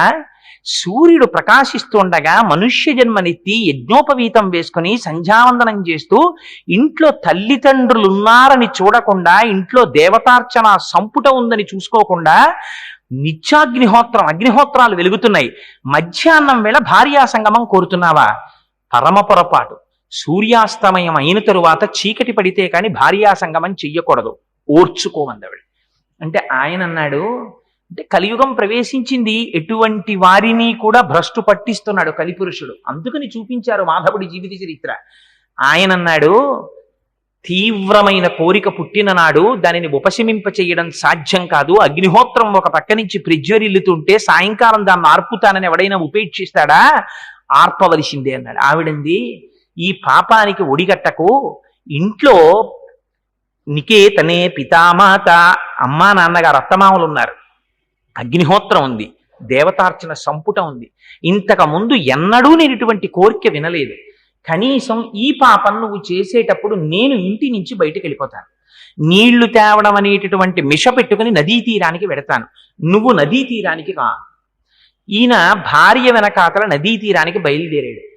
ఎటువంటి వాణ్ణి కూడా పడగొట్టగలిగినటువంటి కలిపురుషుని యొక్క శక్తి చేత ఎంత చిత్రం జరిగిందంటే, ఆయన తన భార్య వెంట వెడుతుండగా భార్య ముందు నడిచి వెళ్ళి నీళ్లు పట్టుకుని వెనక్కి తిరిగి వచ్చేస్తోంది. ఈయన అన్నాడు, నేను లోపల ధర్మ విచారణ చేశాను, నా మనస్సు తప్పుత్రమ పట్టింది, నేను నదీ స్నానం చేసి సంధ్యావందనం చేసి వస్తాను, నువ్వు ఇంటికి వెళ్ళిపో అన్నాడు. అంటే ఆవిడ నమ్మింది, ఇంటికి వెళ్ళిపోయింది. ఈయన అక్కడ కళ్ళు తాగుతూ కూర్చున్నటువంటి సాక్షాత్తుగా యమధర్మరాజు గారి సోదరా అన్నట్టుగా ఉన్నటువంటి బొగ్గు లాంటి ఒక వనితని చూశాడు. ఆవిడ పేరు కుంతల. ఆవిడ అప్పుడే గోమాంసం తిని కళ్ళు తాగుతోంది. ఆవిడ్ని చూసి అగ్నిహోత్రం వెలిగినట్టు వెలిగిపోతున్నాడు తేజస్సు చేత. ఆవిడ దగ్గరికి వెళ్ళి, నాకు నీతో సంగమించాలని కోరిక కలిగిందని అడిగాడు. కలిపురుషుడి యొక్క ప్రభావం ఎలా భ్రష్టు పట్టిస్తుందో చూడండి. అంటే ఆవిడంది, నువ్వు త్రికాల సంధ్యావందనం చేసే బ్రాహ్మణుడవు, నీకు ఒంటి మీద యజ్ఞోపవీతం ఉంది, నీ ఇంట్లో నిత్యాగ్నిహోత్రం ఉంది, నువ్వు నీ తండ్రి మీ ఇద్దరి పేర్లు చెప్తే ఈ ఊరంతా లేచి నిలబడుతుంది. అటువంటి వాడివి నేను ఇప్పుడే గోవుని సంహరించి దాని మాంసం తిన్నాను, నేను కళ్ళు తాగుతున్నాను, నా లోపల నుంచి పరమ భయంకరమైన దుర్వాసన వస్తుంది, మేము అసలు స్నానం చెయ్యం చాలా రోజుల పాటు, అనిత్యమైనటువంటి ఇటువంటి శరీరంతో నీ శరీరాన్ని కలుపుతానని కోరుతున్నావా? నా మాట విను, నీకు ఇటువంటి కోరిక తగలవు, తిరిగి వెనక్కి వెళ్ళిపోమని. అంటే ఎంత దుర్మార్గమైన పని చేశాడంటే, ఆ రోజున ఆ బ్రాహ్మణుడు మిట్ట మధ్యాహ్నం వేళ కళ్ళు తాగి ఉన్నటువంటి కుంతల అన్న స్త్రీని బలాత్కారముగా అనుభవించాడు బ్రాహ్మణుడై. ఇది కలిపురుషుడి యొక్క ప్రభావం. ఇంకా ఇంతకన్నా ఎవరు భ్రష్టు పట్టింపబడరు కనుక. పట్టిస్తే ఆవిడంది ఎంత అసహ్యం వేసిందంటే, త్వజయజ్ఞోపవీతంతే ముండగిత్వా శిరస్తథ అబ్రాహ్మణ్యముపాగమ్య భక్ష గోమాంసముత్తమం అంది. ఇటువంటి దౌర్భాగ్యపు పని చేసి నీ ఒంటి మీద యజ్ఞోపవీతం వేసుకు తిరుగుతున్నావా? నీకు సిగ్గు లేకపోతే నాకు సిగ్గుండద్దు. నాతో కలిసి సంగమించావు కనుక యజ్ఞోపవీతం తీసి అవతల పారాయి, తీసి విసిరిశాడు. ముండగిత్వా శిరస్తథ, శిఖ లేకుండా శిరస్సంతా గుండు చేయించేసుకున్నాడు. భక్ష గోమాంసముత్తమం, ఆవు మాంసం తినండి. ఒక ఆవును చంపేశా, మాంసం తినేశాడు. కళ్ళు తాగండి, కళ్ళు తాగేశాడు. నువ్వు తప్ప నాకు ఈ ప్రపంచంలో ఏదీ అక్కర్లేదన్నాడు. వింటల్లా మనం ఇంతే కలి యొక్క ప్రభావం అంటే. చూపించారు దీన్ని. ద్వాపర యుగం పూర్తి అయ్యేసరికే ఎంత భ్రష్టు పట్టేస్తుందో చూపించారు. అంటే ఆయన చాలా సంతోషపడిపోయాడు. నిజంగా ఆవిడిది ఎంత సంస్కార బలమో. ఆవిడంది పరస్త్రీ సంగ దోషేన బహంతి భవోగతాహ. ఇంతకు ముందు ఇలా పరస్త్రీ సంగమాన్ని కోరుకున్నటువంటి ఎందరో మహాపురుషులైన వాళ్ళు కూడా నశించిపోయారు. నువ్వేదో చాలా గొప్పవాళ్ళు అనుకుంటున్నావు, నువ్వు కూడా నశించిపోతున్న వారి జాబితాలో నీ పేరు పడిందండి. ఆయన వినలేదు, ఆవిడితో కలిసి తిరిగాడు. నీకన్న సౌందర్య రాశి నాకు ప్రపంచంలో ఎక్కడ దొరుకుతుందని ఆమెతోనే జీవితాన్ని గడిపాడు. చిత్రం ఏమంటే, ఒకనాడు కాలము మృత్యుస్వరూపంగా వచ్చి ఆవిడ్ని కబళించింది. ఆవిడ మరణించింది. కుంతల మరణించిందని తాను పరివేదన చెంది ఊరు విడిచిపెట్టి పిచ్చివాళ్ళ అడవిని బట్టి తిరిగాడు. తన భార్యని మర్చిపోయాడు, తన తండ్రిని మర్చిపోయాడు, తన తల్లిని మర్చిపోయాడు. బెంగ పెట్టుకుని తల్లి మరణించింది, తండ్రి మరణించాడు. ఉన్నదొక్కగానొక్క కుమారుడు, అంచేష్టి సంస్కారం చెయ్యలేదు, తద్దినం పెట్టలేదు, పెట్టకుండా తిరుగుతున్నాడు. భార్య అనాథయ్యి విలపిస్తూ ఇంటి పట్టు నుండిపోయింది. తను తిరుగుతున్నాడు. తినడానికి తిండి కూడా దొరకనటువంటి స్థితిలో పడిపోయి ఉన్నాడు ఒక రోజున. అటువంటి స్థితిలో ఉత్తర భారతదేశం నుంచి తిరుమల యాత్ర చెయ్యడం కోసమని ఒక రాజు తన బృందంతో వెళ్ళిపోతున్నాడు. ఆ రోజులలో తిరుమల క్షేత్రానికి కొండల మీదకి ఎవరు వెళ్ళేవారు కాదు. అందుకే 4 దేవాలయాలు కింద కట్టారు. వెంకటేశ్వర స్వామి వారి దేవాలయాలు ఆ రోజుల్లో కొండ మీదకి వెళ్ళలేకపోయారని. ఎందుకంటే అంత భయంకరమైన దోమలు, పాములు ఉండేవి, అప్పుడు విషక్రిములు ఉండేవి. ఆ చింత చెట్టు దగ్గరికి, సంపంగి చెట్ల దగ్గరికి అసలు ఎవరు వెళ్ళేవారు కాదుట. అదిగో అటువంటి స్థితిలో ఆ రాస పరివారంతో కలిసి తాను కూడా బయలుదేరి ఆ మాధవుడి అదృష్టం ఎక్కడ దొరికిందంటే, తెలిసో తెలియకో తిరిగి వెంకటాచలం వైపుకి నడక మొదలెట్టారు. వెంకటాచలానికి వెడుతున్నామన్నారు వాళ్ళు. వెంకటాచలమా పర్వతానికి నేను వస్తానన్నాడు. వాళ్ళతో బయలుదేరాడు. తాను బ్రాహ్మణుడయ్యుండి భుక్తశేషం తిన్నాడు. వాళ్ళు తినగా మిగిలిపోయిన విస్తళ్ళు పారేస్తే అందులోది తీసుకుని తాను తిన్నాడు. తిని వాళ్లతో పాటు వెళ్ళాడు. స్వామి అక్కడికి వెళ్ళిన తరువాత చిత్రం ఏమిటంటే, వాళ్ళు కపిలతీర్థానికి వెళ్ళారు. కపిలతీర్థానికి వెళ్ళి అసలు వెంకటాచలంలో వెంకటేశ్వర స్వామి వారి దర్శనం చెయ్యడానికి ముందు చెయ్యవలసినటువంటి పని ఇది. వెంకటాచల వైభవం మొట్టమొదట కపిలతీర్థాన్ని దర్శనం చెయ్యాలి. చేసి కపిలతీర్థంలో స్నానం చేసి అక్కడ ఉన్నటువంటి కపిలేశ్వర స్వామి వారి దర్శనం చేసి వీలైతే ఒక రాత్రి అక్కడ పడుకుని కొండెక్కాలి. ఎందుచేత ఈ మాట చెప్తున్నానంటే, దీన్ని పురాణంలో ఎంత స్పష్టంగా మాట్లాడారంటే, వెంకటేశ్వర స్వామి వారు ఎంతటి సనాతనులో క్రింద ఉన్నటువంటి లింగ స్వరూపాన్ని పొందినటువంటి ఈశ్వర స్వరూపం, శివకేశవులని 2 ఉంటాయా? ఉన్నదొకటే. అది కూడా అంత సనాతనమైనటువంటి లింగం. ఎందుచేత ఈ మాట నేను చెప్తున్నానంటే, పురాణంలో అంటారు దాని గురించి, పాతాళే పూజితం లింగం కపిలేన మహాత్మన యత్ లింగం. అదే శివలింగాన్ని తీసుకొచ్చి మళ్ళీ భూమి మీదకి వచ్చింది. అది ఎంత చిత్రంగా వచ్చిందంటే, ఒకానొకప్పుడు కృతయుగంలో ఆ శివలింగాన్ని పాతాళంలో కపిల మహర్షి పూజ చేసేవారు. ఆ శివలింగం కపిల మహర్షి అప్పుడప్పుడు భూమి మీదకి సొరంగ మార్గంలో బయటికి వస్తుండేవారు. ఈ శివలింగం పెరగడం మొదలుపెట్టింది. పెరగడం మొదలెట్టి పాతాళంలోంచి పైకొచ్చి భూమిని ఛేదించుకుని పైకొచ్చింది. పైకి వస్తే త్రేతాయుగంలో దాన్ని అగ్నిహోత్రుడు పూజించాడు. అందుకని దానికి అగ్నిలింగం అని పేరు.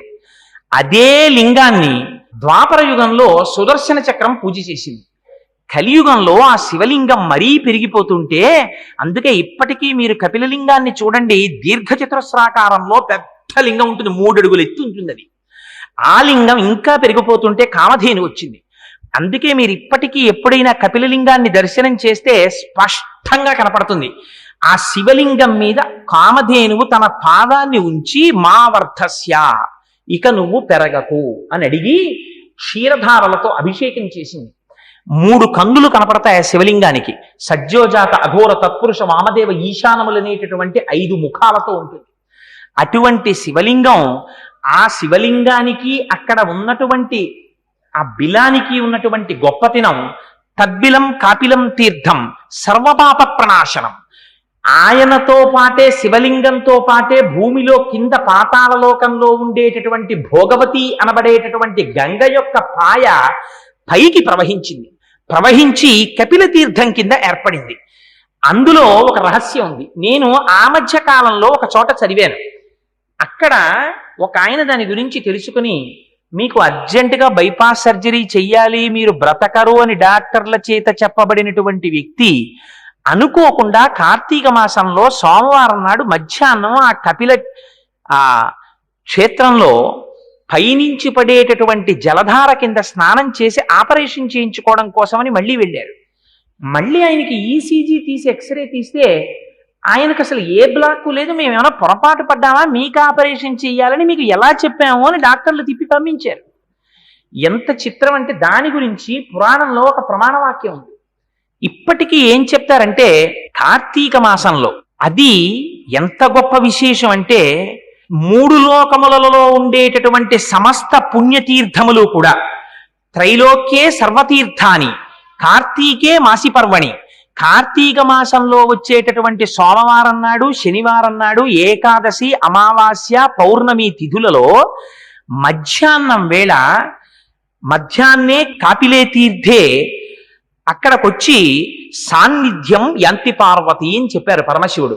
మిట్ట మధ్యాహ్నం వేళ 12 గంటల సమయంలో కార్తీక మాసంలో ఈ తిథులలో దశనాడిక ఒక్క 10 నిమిషాల సేపు మాత్రం ఆ జలధారలలో సమస్త తీర్థములు ఆవహించుంటాయి. ఆ కపిల తీర్థంలో స్నానం చేస్తే ఒక గొప్ప శక్తి ఉంది. తల్లిదండ్రులకి తద్దినం పెట్టడం పొరపాటునో గ్రహచారం చేతో అజ్ఞానం చేతో మానేసినటువంటి వాళ్ళకి మళ్ళీ పితృదేవతానుగ్రహం కలుగుతుంది. వాళ్ళు పితృదేవతలకి కర్మ చేసినటువంటి వాళ్ళతో సమానం అవుతారు. అదిగో అంత శక్తి కలిగినటువంటి కపిల తీర్థంలో ఈ మాధవుడు తెలిసో తెలియకో స్నానం చేశాడు. స్నానం చెయ్యగానే ఆయన ఇంతకాలం తల్లిదండ్రులకి అంచేష్టి సంస్కారం చెయ్యకపోవడం చేత కలిగినటువంటి పాపము దహింపబడి పితృదేవతలు సంతోషించారు. ఆ రాత్రి ఆయన అక్కడ పడుకున్నాడు. పడుకునుండగా మహానుభావుడు శివుడి అనుగ్రహం కలిగితే విష్ణువు దగ్గరికి చేరుస్తాడు, విష్ణు అనుగ్రహం కలిగితే శివుడి దగ్గరికి చేరుస్తాడు. ఉన్నది ఒకటే స్వరూపం కదా. అందుకనే కపిల తీర్థంలో ఉండేటటువంటి శివలింగానికి ఒక గొప్పతనం ఉంది. ఆశ్వీజ మాసంలో వచ్చేటటువంటి పూర్ణిమా తిథి నాడు కపిలేశ్వర క్షేత్రంలో 250 కిలోల బియ్యాన్ని అన్నం వండుతారు. మీరు ఇప్పటికీ కావాలంటే వెళ్ళి చూడొచ్చు. 250 కిలోల బియ్యాన్ని అన్నం వండి ఆ అన్నాభిషేకం అని అన్నంతో అభిషేకం చేస్తారు శివలింగానికి. చేసి దాని మీద మళ్ళీ ఓ శివలింగం కడతారు. కట్టి పొట్లకాయలు, గుమ్మడికాయలు, వంకాయలు ఇవన్నీ ఉప్పు కారాలు వెయ్యకుండా నీటిలో ఉడికించి తీసి శివలింగం మీద త్రిశూలంగా ఢమరుకగా వీటినన్నింటినీ అలంకారం చేస్తారు. సాయంకాలం అయిన తరువాత పైన పెట్టిన శివలింగాన్ని ఉద్వాసన చేసి తీసుకొచ్చి నీటిలో కలిపేస్తారు. కపిల తీర్థంలో అన్నస్వరూపంతో అభిషేకం చేయబడినటువంటి ఆ అన్నాన్ని తీసి కూరలతోటి పులుసుతోటి కలిపి తీసుకొచ్చి ఆ ప్రసాదాన్ని భక్తులకు ఇస్తారు. ఆశ్వీయుజ శుద్ధ పౌర్ణమి నాడు కపిల తీర్థంలో అన్నాభిషేకం చేయబడిన ప్రసాదం తిన్నవాడికి ఎంత భయంకరమైన గ్రహదోషం ఉండనివ్వండి, అంత గొప్ప శక్తి కపిలలింగానికి చేయబడినటువంటి అన్నాభిషేకానికి ఉంది. మళ్ళీ అంత శక్తి ఎక్కడుందో తెలుసా అండి? పుష్యమాసంలో పౌర్ణమి ముందు వచ్చేటటువంటి శుక్రవారం నాడు ఆ కపిలేశ్వర స్వామి వారి యొక్క శక్తి స్వరూపమైన కామాక్షి అమ్మవారికి అంత అలంకారం తీసేసి చీర కూడా చందనంతో కట్టేస్తారు. గంధంతో చీర కట్టేస్తారు, గంధంతో అంచులు పెడతారు, గంధంతో జాకెట్ వేస్తారు, గంధంతోటే అలంకారం అంతా చేసేస్తారు. అమ్మవారిని అలా దర్శనం చేస్తే సమస్త పాపములు నశిస్తాయి. అంత గొప్ప క్షేత్రం కపిలతీర్థ క్షేత్రం. కపిలతీర్థం ఎంత గొప్ప క్షేత్రమో మీకు ఒక్క మాటలో చెప్పాలంటే, రాజేంద్ర చోళుడికి కలలోకి వచ్చారు స్వామివారు. కలలోకి వచ్చి ఇక్కడ సోమస్కంధమూర్తి ప్రతిష్ఠ చెయ్యమన్నారు. మీకు ఒక్క కపిలతీర్థంలోనే సోమస్కందుడు దర్శనమిస్తాడు. సా ఉమా స్కంధ ఒకే పీఠం మీద పరమేశ్వరుడు కూర్చుంటాడు, పార్వతీదేవి కూర్చుంటుంది. ఇంత బ్రహ్మణ్య జ్ఞానము కలిగినటువంటి సుబ్రహ్మణ్యుడు ఆడుకుంటూ పిల్లవాడిలా కాళ్ళు చేతులు పైకెత్తి ఆడుకుంటూ కనపడతాడు. ఒక పీఠం మీద ఉంటారు.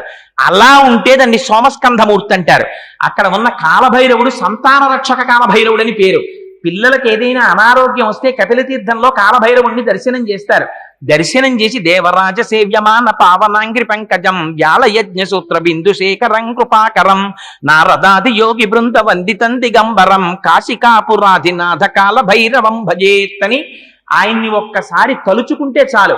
కపిలతీర్థంలో ఉన్న కాలభైరవుణ్ణి అర్ధరాత్రి వేళ ఎప్పుడైనా ప్రమాదకరమైన సమయంలో ఒక్కడు బయటికి వెళ్ళేటప్పుడు కపిలేశ్వర కాలభైరవ అని తలుచుకుని బయటికెడితే వాడికి విషక్రిముల వలన కాని దారి దొంగల వలన కాని భయం కలగకుండా స్వామి రక్షణ వహిస్తాడు. సోమస్కంధమూర్తి, సుబ్రహ్మణ్యుడు, నాగులపట్టి, కాలభైరవుడు, అమ్మవారు, అయ్యవారు ఇన్ని వెలిసిన క్షేత్రం. పైగా అది కూడా స్వయంభూ. వెంకటేశ్వర స్వామి వారు ఎలా స్వయంభువో కపిల తీర్థంలో ఉన్నటువంటి కపిలేశ్వరుడు కూడా స్వయంభూ. ఆ లింగం కూడా మొదట్లో తెల్లగా ఉంటుంది, మధ్యలో పచ్చగా ఉంటుంది, పైన ఎర్రగా ఉంటుంది, 3 రంగులతో ఉంటుంది. అన్నిటికన్నా చాలా ఆశ్చర్యకరమైనటువంటి విశేషం, ఆ ఆలయంలో కూడా పక్కనే చండీశ్వరుడు కూడా ఉంటాడు. చిటికల చండీశ్వరుడిని ఆయన దగ్గరికి వెళ్ళి మనం ఫలితాన్ని అపేక్షించి రావాలి. శివలింగాలు స్వయంభూలింగాలను ఉంటాయి, దైవిక లింగాలను ఉంటాయి. మనకి విశాఖపట్నంలో బుర్రా కేవ్స్ లోకి వెడితే పైనుంచి నీటిధార కొండ పైనుంచి పడుతూ ఉంటుంది. పడితే నీటి చుక్క పడిన చోటల్లా శివలింగం పైకి లేస్తూ ఉంటుంది. అలా నీటి చుక్క పడినప్పుడల్లా పెరిగి అంతంతెత్తు పైకి లేచిపోయిన శివలింగాలు ఉన్నాయి బుర్రా గుహల్లో. అలా దైవికంగా ఏర్పడిన లింగాలైతే వాటిని దైవీ లింగాలు అంటారు. దేవతలు ప్రతిష్ఠిస్తే దేవతాలింగములు అంటారు. అలా కాకుండా ఋషులు ప్రతిష్ఠిస్తే వాటిని ఆర్షలింగములు అంటారు. మనుష్యులు ప్రతిష్ఠ చేస్తే మానుషలింగములు అంటారు. రాక్షసులు ప్రతిష్ఠ చేస్తే రాక్షసలింగములు అంటారు. నదుల యొక్క పరివాహంలో కోత చేత ఏర్పడితే బాణలింగములు అంటారు. ఇది ఒకదానికన్నా ఒకటి శక్తివంతం. ఇంత శక్తివంతం స్వయంభూలింగం కపిలతీర్థంలో. అటువంటి కపిలతీర్థంలో ఆ కపిలేశ్వర స్వామి వారి సన్నిధానంలో ఉన్నటువంటి కపిలతీర్థంలో తెలిసో తెలియకో ఆ మాధవుడు స్నానం చేశాడు. స్నానం చేసి రాత్రి పడుకున్నాడు. పరమ గాఢాంధకారం. ఆ రోజుల్లో ఎవ్వరూ కొండ మీదకి నడిచి ఎక్కేవారు కాదు. అటువంటి సమయంలో అతనికి లోపల నుంచి ప్రచోదనం కలిగింది. ఏది ఏమైపోని ఎంత పొరపాటు చేశాన్రా, ఇది వెంకటాచలం అంటే. మీరు తెలిసి కాని తెలియక కాని ఒకసారి ఆ కొండ పాదాల దగ్గరికి వెళ్ళారా, అంతగా లాక్కుని పాపరాశిని ధ్వంసం చేస్తుంది. ఇంకా ఇప్పటికే ఆలస్యం అయిపోయింది, నా జీవితంలో ఇన్ని తప్పులు చేశాను, ఒక్కసారి ఈ వెంకటాచల పర్వత శిఖరాలు అధిరోహించాలనుకున్నాడు. ఇంకా రాచపరివారాన్ని నిద్రలేపలేదు, తనకొక్కడికి ప్రమాదం వస్తుందని ఆలోచించలేదు. ఒక్కడు లేచి వెళ్ళిపోవడం మొదలెట్టాడు కొండ మీదకి. ఆ వెళ్ళిపోవడంలో విచిత్రం ఎక్కడ జరిగిందంటే, వెంకటాచల పర్వత శిఖరముల దాకా వెడుతున్నట్ట. అక్కడ వెంకటాచలంలో ఉండేటటువంటి చెట్లు, పుట్టలు, రాళ్ళు, చెరువులు, పక్షులు అందరూ కూడా శ్రీమన్నారాయణుడి గురించి తపస్సు చేసేటటువంటి మహాపురుషులందరూ అక్కడ ఉంటారు. అందుకే అనంతాళ్వార్లు భగవద్ రామానుజాచార్యుల వారిని కొండ మీదకి రమ్మని అడిగితే, నేను ఎక్కడికైనా వస్తాను కానీ తిరుమల కొండ మీదకి మాత్రం నేను రానన్నారు. అదేమి గురువుగారు అలా అంటున్నారు, ఒక్కసారి కొండ మీదకి రమ్మని అడిగితే, తిరుమల క్షేత్రం అంతా, కొండలంతా, అదంతా సాలగ్రామమయం, వాటిని నా పాదాలతో తాకను, నేను రానన్నారు. అంటే అలా కాదు, మీరు వచ్చి తీరవలసిందే అని పట్టుపట్టారు. పట్టుపడితే రామానుజులు కొండ ఎలా ఎక్కారో తెలుసా అండి? కింద శరీర శోధనం చేసి, శరీర శోధనం అంటే కాలకృత్యములను కింద తీర్చుకుని, ఈ పాదములకి 2 తాళ్ళు తీసుకుని తాళ్ళు కట్టి, ఈ 2 తాళ్ళు భుజాల నుంచి వెనక్కి తిప్పి కంఠం వైపు నుంచి వెనక్కి వేసి ముడేసేసుకుని, పొరపాటున కూడా పాదం వెనక్కి పడకుండా మోకాళ్ళు కొట్టుకుపోతుండగా ఆ మోకాళ్లతో డేకుతూ పర్వతం ఎక్కారు. ఎక్కి పైకెక్కి అక్కడ ఉండేటటువంటి ఆచారాల్ని, సంప్రదాయాల్ని, అక్కడ జరిగే పూజా విధానాన్ని, వైఖానసులు అర్చన చెయ్యాలి కాబట్టి ఆయనేం వైఖానసుల జోలికి వెళ్ళలేదు. వైఖానసులే అర్చన చేసేటట్టుగా అక్కడ ఆచార సాంప్రదాయాలన్నింటినీ ఏర్పాటు చేసి తిరిగి వచ్చేస్తుంటే అనంతాళ్వార్లు అడిగారు, నాకు మీ విగ్రహం కావాలని. అప్పుడు రామానుజాచార్యులు వారి విగ్రహం చేయించి రామానుజులు కౌగిలించుకుని ఇచ్చారు. అందుకే మీకు భారతదేశంలో ఎక్కడ రామానుజుల మూర్తి అంత యవ్వనంలో ఉన్న మూర్తి తిరుమలలో ఉన్నది తప్ప ఇంకొకటి కనపడదు. అది ప్రతిష్ఠ చేయబడి ఉంటుంది భాష్యకారుల సన్నిధి అని. సరే, అందుచేత అంత పరమపావనమైన కొండ కనుక చిత్రం ఏమిటో తెలుసా అండి? మారు రూపాలలో ఉన్నటువంటి దేవతలు, ఋషులు వీళ్ళందరూ ముక్కులు మూసుకున్నారట మాధవుడు వస్తుంటే. ఆయన చేసిన పాపరాశి చేత ఆ పాపముల ఫలితము పైకి దుర్వాసన కింద కొడుతోంది. ఈయన వెంకటాచలం యొక్క కొండ మీదకి వచ్చాడు. రాగానే వెంకటాచలం మీద ఇలా పాదం పెట్టాడంతే. అందుకే దానికి ఇంకొక పేరు లేదు. తెలియక వెంకటేశ్వరుడు వెంకటేశ్వరుడు వెంకటాచలము అని దీర్ఘం తీసేస్తూ ఉంటారు. అసలు అందులో ఉన్న ఫలితం అంతా దీర్ఘంలోనే ఉంది. వేం కటతే వేం పాపం కటతే యస్మాత్ పాపదహన శక్తిత. వేం అంటే పాపం, కటతే అంటే తీసేయడం. ఏ కొండ మీద మీరు వెళ్ళి కాలు పెట్టినంత మాత్రం చేత మీరు ఏ తపస్సు చేయకపోయినా అప్పటి వరకు మీ శరీరమునకు పట్టిన సమస్త పాప రాశి ధ్వంసము చేయబడుతుందో అటువంటి శక్తి కలిగిన కొండకి వెంకటాచలం అని పేరు. ఆ వెంకటాచలమిత్యేవ నామదేవ స్తదాజగుహు అన్నారు.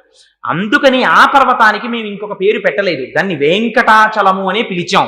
అంత శక్తిని ఇచ్చినవాడు ఆ పైన కూర్చున్నాడు కనుక ఆయన పేరు వెంకటేశ్వరుడు. వేం పాపమును కటతి తీయగలిగినటువంటి ఈశ్వరుడు సర్వజగన్నియామకుడు లోపలున్నాడు. అంత శక్తి ఉన్నవాడు లోపలున్నాడని మీరు గుర్తుపట్టడానికే ఆలయం బయట శంఖనిధి పద్మనిధి ఉంటారు. అంటే ఈ బ్రహ్మాండములో ఎంత ఐశ్వర్యం ఉందని మీరు ఊహించగలరో అంతటి ఐశ్వర్యము తన స్వాధీనమునందున్నవాడు. అందుకని రాజద్వారానికి అటు ఇటు శంఖనిధి పద్మనిధి ఒకేలా ఉండేటటువంటి మూర్తులు ఉంటాయి. సరే, అదిగో అటువంటి వెంకటాచలం కొండ మీదికి వెళ్ళగానే ఆయనకున్నటువంటి పాపరాశి ధ్వంసమైపోయి మళ్ళీ యథాస్థితిని పొందాడు. పొందగానే చిత్రం ఏమిటంటే బ్రహ్మాది దేవతలు ప్రత్యక్షమయ్యారు. ప్రత్యక్షమై నువ్వింత తెగింపుతో ఈనాడు భయానికి వశుడువు కాకుండా వెంకటాచలం కొండ మీదకి వచ్చావు. అందుకే వెంకటాచలం కొండ ఎక్కడమే జీవితానికి అదృష్టం. తలనీలాలు ఇంకో చోట ఇవ్వకూడదా? తెలిసి ఇవ్వండి, తెలియక ఇవ్వండి. ఆంధ్రదేశంలో 199 కుటుంబాలలో తలనీలాలు పుట్టు వెంట్రుకలు అని పుట్టగానే ఉన్న వెంట్రుకల్ని తీసుకెళ్లి వెంకటాచలంలో వదిలేస్తారు. మీరు చూడండి, పిల్లలు ఏడుస్తుంటారు. ఆ పిల్లాన్ని బలవంతంగా ఒళ్ళో కూర్చోపెట్టేసుకుంటే చక్కగా చిన్న ఆనపకాయని గీసేసినట్టు గీసేస్తారు వాళ్ళు. గీసేస్తే ఆ బోడిగుండుతో పిల్లలకో చిన్న తిలకం పెట్టి వాళ్ళకో గౌనేసో చిన్న ప్యాంటేసో తీసుకొస్తారు. ఎంత ముచ్చటగా ఉంటారో పిల్లలందరూ. ఇది ఎక్కడిదో తెలుసా అండి? అజ్ఞానం. అమ్మ కడుపులో తాను పడుకుని ఉన్నప్పుడు తలకిందులుగా పడుకుంటాడు. ఇది కపిల గీతలో చెప్పారు భాగవతంలో. తల కిందకుంటుంది, కాళ్ళు పైకుంటాయి. తలకిందులుగా అమ్మ కడుపులో పడుకుంటే అమ్మ తిన్న ఆహారంలోని బలమే నాభిగొట్టం ద్వారా తలలోకి రావాలి. అమ్మ ఒకనాడు జిహ్వచాపల్యంతో తాను తినకూడనటువంటి పదార్థాల్ని తింటే ఆ వేడి వాతం తనలోకి ప్రసరిస్తాయి. గాఢాంధకారం, చర్మము, రక్తము, మాంసము, కొవ్వు, అస్థి, శుక్ల, మేధ అనబడేటటువంటి 7 ధాతువులు లోపల ఏర్పడతాయి. 2 కాళ్ళు, 2 చేతులు, 4, 5 శిరస్సు, 7 కంఠము, 6 కంఠము, 7 హృదయము, 8 ఉదరం అనేటటువంటి 8 భాగాలు ఏర్పడతాయి. వీటితో పాటుగా 2 కళ్ళు, 2 ముక్కులు, 2 చెవులు, 6 నోరు, 7 మలద్వారం, 8 మూత్రద్వారము, 9 రంధ్రములు వస్తాయి. ప్రాణ, అపాన, వ్యాన, ఉదాన, సమాన, నాగ, కూర్మ, కృకర, ధనంజయ, దేవదత్తములు అనేటటువంటి 10 వాయువులు లోపల ప్రవేశిస్తాయి. ఇన్ని లోపలికి ప్రవేశించిన తరువాత తను కాళ్ళు కదపడానికి ఉండదు, చేతులు కదపడానికి ఉండదు. అందుకే గర్భస్థ నరకం అంటారు. ఆనాడు ఒకరితో చెప్పుకోవడానికి ఉండదు. ఆ చీకట్లో పడి కొట్టుకుంటూ ఉంటాడు. రైలెక్కి కాస్త పొడుగ్గా ఉన్నవాడు కాళ్ళు జాపుకోవడానికి అవకాశం లేకపోతేనే తిమ్మిరెక్కిపోతుంది. అలాంటిది అమ్మ కడుపులో తిరగబడి అలా పడుకునుంటే ఆనాడు వీడు సర్వేశ్వరుణ్ణి ప్రార్థన చేస్తాడు. తండ్రి, ఇలా నువ్వు నాకు ఎన్ని జన్మలిచ్చావో, ఎన్ని ఉపాధులు ఇచ్చావో, బయటికి వెళ్ళాను, మళ్ళీ సంసారం పట్టుకుంది. మళ్ళీ సంసారంలో తిరిగాను. పునరపి జననం పునరపి మరణం పునరపి జనని జఠరే చయనం జిహ సంసారే బహుదుస్తారే కృపయాపారే పాహిమురారి. మళ్ళీ విడిచిపెట్టేశాను, మళ్ళీ సంసారంలో ప్రవేశించేశాను.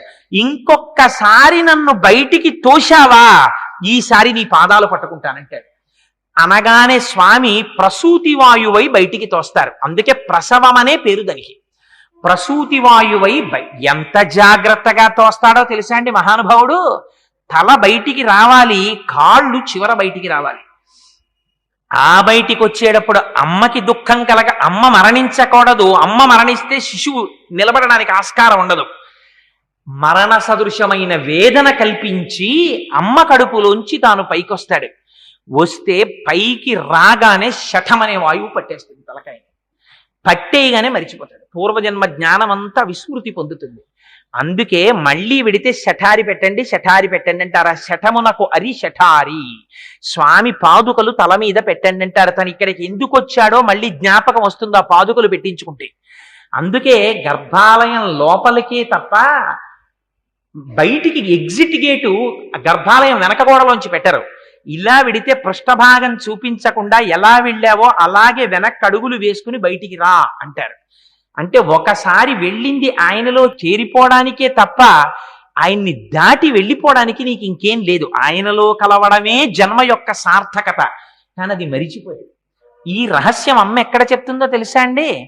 లతా మంగేష్కర్ అవనివ్వండి, ఎంఎస్ సుబ్బులక్ష్మి గారు అవనివ్వండి, లేకపోతే ఎంత పెద్ద విదుషీమణి అవనివ్వండి, ఎంత గాయని కానివ్వండి, అమ్మ పాడే జోలపాట అంటే ఒక్కటే జోలపాట. ఏమిటా జోలపాట? ఉయ్యాల్లో పడుకోబెడుతుంది, ఉయ్యాల ఊపుతుంది, పిల్లాన్ని తొట్లో పెట్టామనో అదొక పెద్ద సంబరం. తొట్లో పెట్టి ఊపుతారు, ఊపితే ఆ ఉయ్యాల అటు ఇటు ఊగుతుంది. ఊగితే అమ్మ అంటుంది, వీడు ఏడుపు మానేస్తాడు ఉయ్యాల్లో పట్టుకోగానే. అలా ఏడుపాపిన పిల్లాన్ని చూసి అలరా హాయి అంటుంది. ఓరి నీ అసాధ్యం కోలా, ఇది నీకు అలవాటు పడిపోయిందిరా, ఇక్కడ పుడతావు అక్కడ చస్తావు, ఏం ప్రయాణం చేసావు? గానుగెద్దెక్కినవాడు కాశీ వెళ్ళలేనట్టు ఉయ్యాల ఎక్కి ఊగినవాడు పొద్దున్నుంచి సాయంకాలం వరకు ప్రయాణంలోనే ఉన్నాడు, ఊగుతూనే ఉన్నాడు. ఎక్కడికి వెళ్ళాడు? ఎక్కడికి వెళ్ళలేదు, అక్కడే ఉన్నాడు, ఉయ్యాల అయిపోతాయి.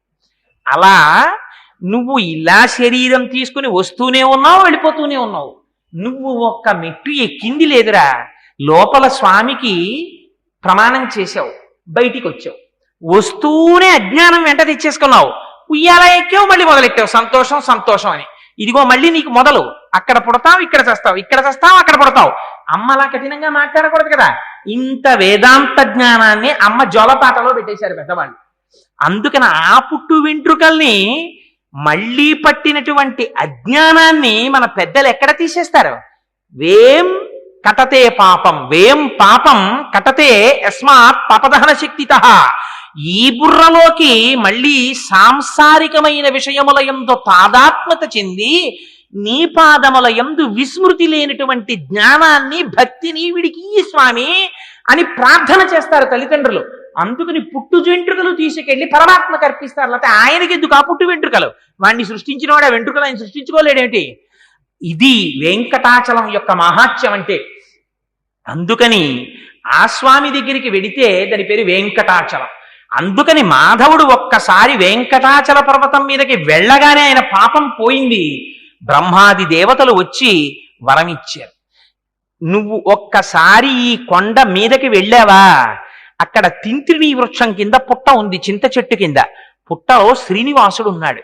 ఒక్కసారి నువ్వు ఆ స్వామికి నమస్కారం చేసి, అక్కడ స్వామి పుష్కరిణి ఉంది, స్వామి పుష్కరిణిలో స్నానం చేసి కిందకి దిగావా, సుధర్ముడనేటటువంటి రాజుకి నువ్వు సువీరుడు అనేటటువంటి పేరుతో కొడుకువై పుడతావు.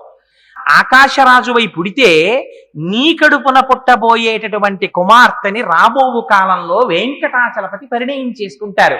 పరమాత్మకి పిల్లనిచ్చినటువంటి మామగారి వైభవాన్ని పొందుతావు.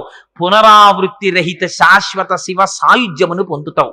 అందుకని ఇది వెంకటాచలం మీదకి రావడం అంటే ఉన్నటువంటి పుణ్యం. అందుకని మాధవ నీ జన్మ సార్థకతని పొందింది అన్నారు. ఆ పుష్కరిణిలో స్నానం చేశాడు, ఆదివరాహస్వామిని దర్శించాడు, స్వామికి నమస్కారం చేశాడంతే ఆయన శరీరాన్ని విడిచిపెట్టి ఆకాశరాజు అయ్యాడు. వెంకటాచల పర్వత శిఖరమునకు ఉండేటటువంటి గొప్పతనాన్ని ఆవిష్కరించడం కోసమని, వెంకటాచలం అనే పేరుతో ఆ పర్వతం ఎందుకున్నదో మనకి చెప్పడం కోసమని ఈ ఇతిహాసాన్ని పెద్దలు పురాణంలో వ్యాస భగవానుడు భవిష్యోత్తర పురాణంలో వరాహాది పురాణములలో ఉల్లేఖించారు. అందుచేత అది వెంకటాచలం అంటే. ఆ వెంకటాచలం ఇవాళ మనం 7 కొండలుగా పిలుస్తుంటాం. అందుకే అక్కడికొచ్చి సేవించేవి ఎన్నో వస్తాయి. ధాటి శుతే విహగరాజ మృగాధిరాజ నాగాధిరాజ గజరాజ హయాధిరాజా స్వస్మాధికార మహిమాధికమర్ధయంతే శ్రీ వెంకటాచలపతే తవ సుప్రభాతం. నిజంగా సుప్రభాతం శనివారం నాడు బ్రాహ్మీ ముహూర్తంలో 4 గంటలకో వెళ్ళి కూర్చుని మీరు మనసా దర్శనం చేస్తూ చదవండి. ఎంత గొప్పగా ఉంటుందంటే, తద్గోపురాగ్ర శిఖరాన్ని నిరీక్షమాణా స్వర్గాపవర్గ పదవీం పరమాం శ్రయంతః మర్త్యా మనుష్య భువనే మతిమాశ్రయంతే శ్రీ వెంకటాచలపతే తవ సుప్రభాతం. నారదాది మునులందరూ కూడా వస్తారు తెల్లవారుజామున. బ్రహ్మగారు ఇప్పటికీ స్వామి కాళ్ళు కడుగుతారు. అందుకని రాత్రి బంగారు పాత్రలో నీళ్లుంచి తలుపులు మూస్తారు ఏకాంత సేవలో. అది సుప్రభాతం టికెట్ హోల్డర్స్కే దాన్ని తీర్థం కింద ఇస్తూ ఉంటారు. సరే, అందుచేత నారదాది మునీశ్వరులందరూ వచ్చి తమ తమ వీణలు మీటుతూ ఉంటారు. వీణలు మీటుతున్నప్పుడు ఇంద్రుడు తన దగ్గర పనిచేసేటటువంటి దేవతలకు అందరికీ కూడా ఓ కన్సెషన్ ఒకటి ఇచ్చాడు, ఒక సౌకర్యం. ఏమిటంటే, మీరెవ్వరూ కంకణాలు కట్టుకోక్కర్లేదు, మీరు ఆర్జిత సేవ టికెట్లు పుచ్చుకోక్కర్లేదు, మీ అందరినీ తెల్లవారుజామున తీసుకెడతాను. స్వామి పుష్కరిణిలో స్నానం చేసి ఒకసారి ప్రచ్ఛన్న రూపాలతో ఆనంద నిలయంలోకి వెళ్ళిపోదాం, సర్వేశ్వరుణ్ణి దర్శనం చేసుకుని వద్దురుగాని రెండంటే అని ఇంద్రుడు రోజు దేవతల్ని తీసుకొస్తాడు. లోపలికెళ్ళి దర్శనం చేసుకుని బయటికి వస్తారట. వచ్చిన తర్వాత ఇంద్రుడు అంటాడు, రండిరా పదండి, మీ మీ ప్లేసెస్కి పదండి, ఇంకా మీ ఆఫీసులో మీ సీట్లో పని చెయ్యాలి కదా, పదండి అంటాడు. అప్పటి వరకు వచ్చేస్తాం స్వామి, అలాగేనండి, తప్పకుండా తప్పకుండా అన్న వాళ్ళు అంటారట. వెళ్ళవా ఎవడొస్తాడు, నువ్వు వెళ్ళి అంటారట. అదేమిట్రో ఏకవచన ప్రయోగం చేస్తున్నావు, ఏం రానంటున్నావు, ఏమిటి నీ ధీమా అంటే వాళ్ళు అంటారట, గోపురాగ్ర శిఖరాన్ని నిరీక్షమాణాహ. నా దగ్గర పని చేస్తున్నావు కాబట్టి నీకు ప్రతిరోజు సుప్రభాత దర్శనం, నువ్వు కొలు వదిలేసావంటే నీకు దర్శనం ఉండదంటారట. అంటే వాళ్ళంటారట, పో ఎవడకు కావాలి, నువ్వు దర్శనం ఇప్పించకపోతే గోపురాగ్ర శిఖరాన్ని నిరీక్షమాణాహ. ఆ వైకుంఠం క్యూ కాంప్లెక్స్కి వెళ్ళిపోయేటప్పుడు మెట్లెక్కి కుడి పక్కకి తిరుగుతాం, తిరిగి వైకుంఠానికి వెళ్ళేటప్పుడు మీరు ఒక్కసారి అక్కడ నిలబడి ఇలా చూడండి, ఇలాగా కెరటాలు వెడుతున్నట్టుగా వైకుంఠం క్యూ కాంప్లెక్స్ తాలూకా రూఫ్ అంతా కనపడుతూ ఉంటుంది. దాని మధ్యలో శీతాకాలంలో మంచు పొగొస్తున్నట్టుగా లోపల నుంచి ఆ వేయబడినటువంటి దీపముల యొక్క ప్రకాశం ప్రతిఫలిస్తుంటే పొగొస్తోందా అన్నట్టుగా ఆనంద నిలయ విమానం వెలిగిపోతూ దర్శనమిస్తుంది. వాళ్ళు అంటారట, ఎవడికి కావాలి నువ్వు దర్శనం ఇప్పించకపోతే, మాకు గోపురం చాలు. గోపురగ్రశిఖరాని నిరీక్షమాణాహ స్వర్గాపవర్గ పదవీం పరమాంశ్రయంత. మాకు అక్కర్లేదు ఆ పదవులు, వదిలవతల మారేస్తాం, మేము ఇక్కడ కూర్చున్న గోపురాలు చూస్తూ ఉండిపోతాం అంటారట. అది వెంకటాచలం, అది ఆయన యొక్క సౌందర్యం, అది ఆ అందం పరమాత్మది. అందుచేత అదిగో అటువంటి స్వరూపం కనుక ఆ స్వామి దర్శనం చెయ్యాలంటే ఇవాళ మనం అదే కొండని, కొండకున్న పేరు ఒకటే కొండ, కానీ మనం దాన్ని 7 కొండల పేర్లతో పిలుస్తాం. మనకి తెలిసి 7 కొండల పేర్లే, అసలు పురాణంలో దానికి ఎన్ని పేర్లు ఉన్నాయో తెలుసా అండి? అసలు దాని పేరు కనకాద్రి. కనకాద్రి అంటే చూడగలిగిన కంటితో చూడగలిగినటువంటి వాడికి ఆ కొండ బంగారు రంగులో మెరిసిపోతూ కనపడుతుంది. మనకెవ్వరికి కూడా అలా కనపడదు, ఆకుపచ్చగా చెట్లతో కనపడుతుంది. అలా కనపడుతుంది కాబట్టి దాని పేరు కనకాద్రి. కాదు, అసలు ఆ కొండ పేరు శ్రీనివాసాద్రి. శ్రీనివాసుడిగా స్వామి ఉన్నాడు అక్కడ. అక్కడ ఉన్న స్వామి ఫలితం ఇచ్చేటటువంటి వాడిగా వెంకటేశ్వరుడు, కానీ ఆయన పేరు శ్రీనివాసుడు. కానీ పక్కన మాత్రం అమ్మవారు ఉండదు. అది విచిత్రం. ఏకబేరమూర్తి అయి ఉంటారంటే పరబ్రహ్మమై శక్తియుతుడై ఉంటాడు. పక్కన అమ్మవారు ఉండక్కర్లేదు ఆయనకి, అమ్మ ఆయనతో కలిసే ఉంటుంది, లేకపోతే ఇంత పాపం ఎలా తీస్తున్నాడు? అందుకని ఏకబేరమూర్తి అయి ఉంటారు. అటువంటి స్వామి దర్శనానికి మీరు 7 కొండలుగా ఎక్కుతారు. ఏమిటవి? మొట్టమొదట ఎక్కవలసినటువంటి కొండ గరుడాద్రిని కూడా మీరు అధిరోహించిన తరువాత రావలసినటువంటిది అంజనాద్రి. అంజనాద్రి తర్వాత రావలసినది శేషాద్రి. శేషాద్రి తర్వాత రావలసినది వెంకటాద్రి. వెంకటాద్రి తర్వాత నారాయణాద్రి. 7 కొండలుగా ఎక్కుతాం. అసలు అది 7 కొండలు. 7 కొండలండంలో 7 కొండలవాడ వెంకటరమణ గోవింద గోవింద అని పిలవడంలో రహస్యం అంతా పెట్టేశారు. అందుకని ఇంకో పేరు పెట్టలా. అక్కడికి వెడితే నీకు తెలుసో తెలీదో ఇలా అను చాలంటారు. 7 కొండలవాడ వెంకటరమణ అంటారు, మనం గోవింద గోవింద అంటుంటాం. ఏమిటి 7 కొండలవాడ 7 కొండలవాడ ఎందుకు ఆ పేరు? అసలు 7 అన్న మాట చాలా మంది నోటితో పలకరు, 6 అంటారు. అలాంటిది 7 అని 7 కొండలవాడు ఎందుకు అయ్యాడు? అసలు సృష్టి రహస్యం అంతా 7లో ఉంది. అందుకే సంగీతం నాదోపాసనమైంది. సరిగమ పద నిసాని అవరోహణ చేస్తే, స్వామి నుంచి కిందకు వచ్చేస్తే అజ్ఞానంతో ఉన్నవాడు మళ్ళీ ఆరోహణ చేసి స్వామిలో కలిసిపోవాలి. అందుకే రాగాల ఆరోహణ అవరోహణ అవుతుంది, అది నాదోపాసనం అవుతుంది. కాదు, మీరు ఆనంద నిలయాధీశుడిగా చూసేటటువంటి పరమాత్మని స్త్రీగా చూస్తున్నారా, పురుషుడిగా చూస్తున్నారా? ఎలా చూస్తున్నారు? ఎవరు ఎలా చూస్తే అలా, ఆయనకేం ఇబ్బంది లేదు. ఆయనకి అసలు నామమా రూపమా మీ ఇష్టం. స్త్రీగా చూస్తారా? భుజముల మీద వరకు పడిపోయినటువంటి కేశములతో ఉంటాడు. ఇలా తిన్నగా నిటారుగా ఉండకుండా కొంచెం పక్కకి వంగి ఉంటాడు, సన్నటి నడుముతో ఉంటాడు. శుక్రవారం నాడు అభిషేకం చేయించుకుంటాడు, బాలాజీ అని అమ్మవారి పేరు పెట్టుకుంటాడు. కాదు కాదు, నాకు కపర్ది పెద్ద జటాజూటంతో శివుడిలా కనపడాలి. ఆయనకేం బాధ, శివుడిలాగే కనపడతాడు. కాదండి, నాకు శంఖ చక్ర గదాపద్మములతో శ్రీ మహావిష్ణువుగా కనపడాలి. శంఖ చక్రం సకిరీట కుండలం సపీత వస్త్రం సరసీరుహేక్షణం సహారవక్షస్థల శోభికౌస్తుభం నమామి విష్ణుం శిరసా చతుర్భుజం అలా కనపడతాడు. అందుకే శాస్త్రంలో అసలు ఆ కొండ పేరేమిటో తెలుసా? శ్రీశైలం. శ్రీశైలే పూరయిష్యామి కించిత్ కాలాదనంతరం అన్నారు వెంకటేశ్వర స్వామి వారు. అసలు ఆ కొండ పేరు శ్రీశైలం. దాన్ని మనం తిరుమలై అంటున్నాం. తిరుమలై అన్నది ఎవరన్నారంటే ద్రవిడ భాష మాట్లాడే వాళ్ళు అన్నారు. తిరు అంటే శ్రీ, తిరు ఎంజి రామచంద్రన్ అంటుంటారు వాళ్ళు. తిరు అంటే శ్రీ, మలై అంటే శైలం, శ్రీశైలం. ఇక్కడో శ్రీశైలం, అక్కడో శ్రీశైలం. ఇక్కడున్న శ్రీశైలం శ్రీనివాసుడిది, అక్కడున్న శ్రీశైలం శ్రీగిరివాసుడై ఉంటాడు. ఈ ఇరువురు మొనరాయి చేయింది అన్నారు ఆళ్వారులు. వీళ్ళు రెండుగా కనబడుతున్న వారు ఒక్కరై ఉన్నారు అన్నారు. అందుకని ఆయన మీరు చూడడంలో ఉంటుంది, మీరు ఎలా చూడండి ఆయన ఉద్ధరిస్తాడు. మీరు చూడడం అంటూ చూస్తే చాలు, అది ఆయన కోరిక. అసలంటూ చూస్తే మీరు ఎలా ముచ్చటపడి చూస్తే అలా కనబడతాడు, ఆయనకేం బాధ. ఇది వెంకటేశ్వర స్వామి వారిలో ఉన్నటువంటి గొప్పతనం. అంతటి దయాళువైనటువంటి పరమాత్మ 7 కొండలుగా మనం పైకెక్కడం ఎందుకు అంటే అందులో రహస్యం చెప్పారు. మూలాధారము, స్వాధిష్టానము, మణిపూరము, అనాహతము, విశుద్ధి, ఆజ్ఞ, సహస్రారము అని 7 చక్రములు దాటాలి. దాటి సహస్రారంలో పరమశివ పర్యంక నిలయాం కింద ఆనంద దర్శనం అవ్వాలి. అలా ఆనంద దర్శనాన్ని పొంది తనలో తాను రమించిపోలేకపోతున్నాడు.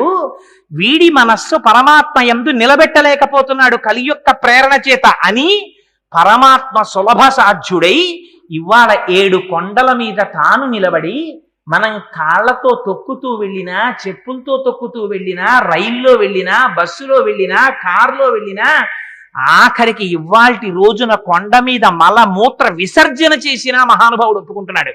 పాపరాశి పెరిగిపోతున్న కొద్దీ తనంత దయాళు అయిపోతున్నాడు. కొడుకు ఎంత అప్రయోజకుడైపోతే తండ్రి అంత బెంగ పెట్టుకున్నట్టు, వీణ్ణి రక్షించుకోవడానికి తండ్రి అంత ప్రయత్నం చేసినట్టు, ఎంతగా పాపమునందు లోకులు నిమగ్నత పొందితే అంతగా ఆయన దయ రోజు రోజుకి పెరిగిపోతుంది మహానుభావుడిది. అందుకని వెంకటాచలపతి అయ్యాడు, అది వెంకటాచలమైంది. అయితే ఈ 7 కొండలుగా ఎక్కడం వెనకాతల ఉండేటటువంటి రహస్యం వేరు. మీకు వృషాద్రి అంటే చెప్పాను. ఆ వృషభాసురుడు తపస్సు చేశాడు. వృషాద్రి కోరిన కోరికలను వర్షిస్తుంది కాబట్టి. నారాయణాద్రి, నారాయణుడు అనబడేటటువంటి ఒక మహాభక్తుడు తపస్సు చేశాడు కాబట్టి నారాయణాద్రి. పరమేశ్వరుడి యొక్క ఆ ఆనందాద్రిని, క్రీడాద్రిని గరుత్మంతుడు తీసుకొచ్చాడు కాబట్టి గరుడాద్రి. ఇలా దానికి పేర్లు వచ్చాయి. కాదు, ఈ 7 కొండల దర్శనానికి వెళ్ళినప్పుడు శ్రీమాన్ శ్రీభాష్యం అప్పలాచార్య స్వామి వారు లోపల పొందినటువంటి అనుభూతిని, వారు చేసినటువంటి ప్రసంగంలో ఆ 7 కొండల్ని తాత్విక విచారణం చేశారు ఆయన. నాకు ఎంత ఆనందంగా ఉంటుందంటే, చంద్రశేఖర పరమాచార్యులు వారు ఒకసారి వెళ్ళారు, ఓసారి అంటే చాలా మాటలు వెళ్ళారు. వారు తిరుచానూరు గురించి ఒక ప్రసంగం చేశారు, తిరు ఈశానూరు అని ఒక ప్రసంగం చేశారు. మహాత్ముల యొక్క దర్శనం అంటే ఇలా ఉంటుంది కదా అనిపిస్తుంది మనకి. ఆయన అంటారు, మొట్టమొదట ఏ కొండ ఎక్కుతున్నారు మీరు మొదట ఎక్కే కొండకి వృషభాద్రి అని పేరు. వృషభం అంటే ఏమిటి? వృషభం అంటే ఎద్దు. ఎద్దు ఎవరికి వాహనం? ఎద్దు పరమశివుడికి వాహనం. ఎద్దంటే నిజంగా ఎద్దా? మంత్రంలో దానికి 4 శృంగాః త్రయో అస్య పాదాః ద్వై శీర్షే సప్తహస్తా సో అస్య త్రయీ భక్తః వృషభః రోరవీతి మహాదేవో మర్త్యాగం అవివేశ అని. అది 4 శృంగాః, 4 కొమ్ములు. అవే పరా, పశ్యంతి, మధ్యమ, వైఖరి అనబడేటటువంటి 4 స్వరూపాలైనటువంటి శబ్దం. త్రయో అస్య పాదాః భూత భవిష్యత్ వర్తమాన కాలములలో ఉంటుంది. త్రయీబద్ధ 3 చోట్ల కట్టబడుతుంది, నాభి, కంఠము, ఉదరము. త్రయీబద్ధ వృషభ అటువంటిది. సప్తహస్త విభక్తులు, 7 విభక్తులు. ఈ శబ్దము ఏదైతే ఉందో ఆ శబ్దము వేదమును సూచిస్తుంది. మనకి మన సనాతన ధర్మంలో ప్రమాణం ఏదో తెలుసా అండి? కన్ను ప్రమాణం కాదు. నీ కన్ను చూసిన దాన్ని ఏది నిర్ణయించాలి? బుద్ధి నిర్ణయించాలి. బుద్ధి అన్ని వేళలా నిర్ణయాత్మకమైనటువంటి శక్తిని పొంది ఉండదు. కొండ మీద పొగ కనపడింది అనుకోండి, మంచు అంటుంది. మంచు కనపడింది అనుకోండి, పొగ అంటుంది. దొంగ కనపడింది అనుకోండి, దొంగ అంటుంది. దొంగ కనపడ్డాడు అనుకోండి, దొంగ అంటుంది. కాదు, ఒకనాడు తాడు కనపడింది అనుకోండి, పావు అంటుంది. పావు కనపడింది అనుకోండి, త్రాడు అంటుంది. అందుచేత మీరు ఈ కంటితో చూసి ఈ బుద్ధితో నిర్ణయిస్తున్నవన్నీ కూడా ప్రమాణములా కావు. భగవత్ సంబంధమైనటువంటి విషయములో మనకి ప్రమాణము వేదమొక్కటే. వేదము ఏది చెప్పిందో అదే ప్రమాణం. అదిగో అటువంటి ప్రమాణమైనటువంటి వేదమును అంగీకరిస్తే తప్ప నువ్వు పరమాత్మ సన్నిధానానికి వెళ్ళడానికి అనర్హుడవు. వేద ప్రమాణమును అంగీకరించానని చెప్పి నమస్కారం చెయ్యడమే వృషభాద్రిని ఎక్కడం. వృషభాద్రిని ఎక్కితే రెండోది ఏది ఎక్కాలి? వృషాద్రిని ఎక్కాలి. వృషాద్రి అంటే ఏమిటి? మీరు వేదం చదువుకుని వేదము యొక్క ప్రమాణాన్ని అంగీకరించేస్తే సరిపోతుందా? సరిపోదు. వేదం ఏం చెప్తుంది? ధర్మం చెప్తుంది. ఏ ధర్మం చెప్తుంది? ధర్మం మారుతుంది, సత్యము మారదు. ఎందుకని? ఏకాదశి నాడు ఉపవాసం చెయ్యడం ధర్మం, ద్వాదశి నాడు అన్నం తినడం ధర్మం. కొడుకుగా తండ్రి దగ్గరికి వెళ్ళినప్పుడు పుత్రధర్మం, అన్నదమ్ముల దగ్గరికి వెళ్ళిచ్చినప్పుడు సోదర ధర్మం. పక్కింటి వారి స్త్రీ కనపడినప్పుడు తను పుత్రధర్మంగా నిలబడాలి, ఆవిడలో మాతృమూర్తిని చూసి. తన భార్య దగ్గరికి వెళ్ళినప్పుడు భర్తృధర్మం పాటించాలి. గురువు దగ్గరికి వెడితే శిష్య ధర్మం పాటించాలి. తన ఉద్యోగానికి వెడితే సేవక ధర్మం పాటించాలి. ఎక్కడ తను ఏ ధర్మం పాటించాలో ఆ ధర్మం పాటించాలి. అంతే తప్ప ఒక ధర్మాన్ని ఒక ధర్మంతో కలగాపులగం చేయకూడదు. ఈ ధర్మాన్ని వైక్లభ్యం లేకుండా నువ్వు అనుష్ఠానం చేసిన నాడు ఆ ధర్మమే నిన్ను రక్షిస్తుంది. ధర్మో రక్షతి రక్షిత. నీ ధర్మాన్ని నువ్వు కాపాడుకుని అనుష్ఠానంలోకి తెచ్చుకోవాలి. ఇలా నీ ధర్మాన్ని నువ్వు అనుష్ఠానము చేస్తూ ఉండడమే వృషభాద్రి, తరువాత వృషాద్రి నిక్కుట. అందుకని వృషాద్రిని దాటి తరువాత దేంట్లోకి వెళ్ళాలి? గరుడాద్రిని ఎక్కాలి. గరుడుడంటే ఎవరు?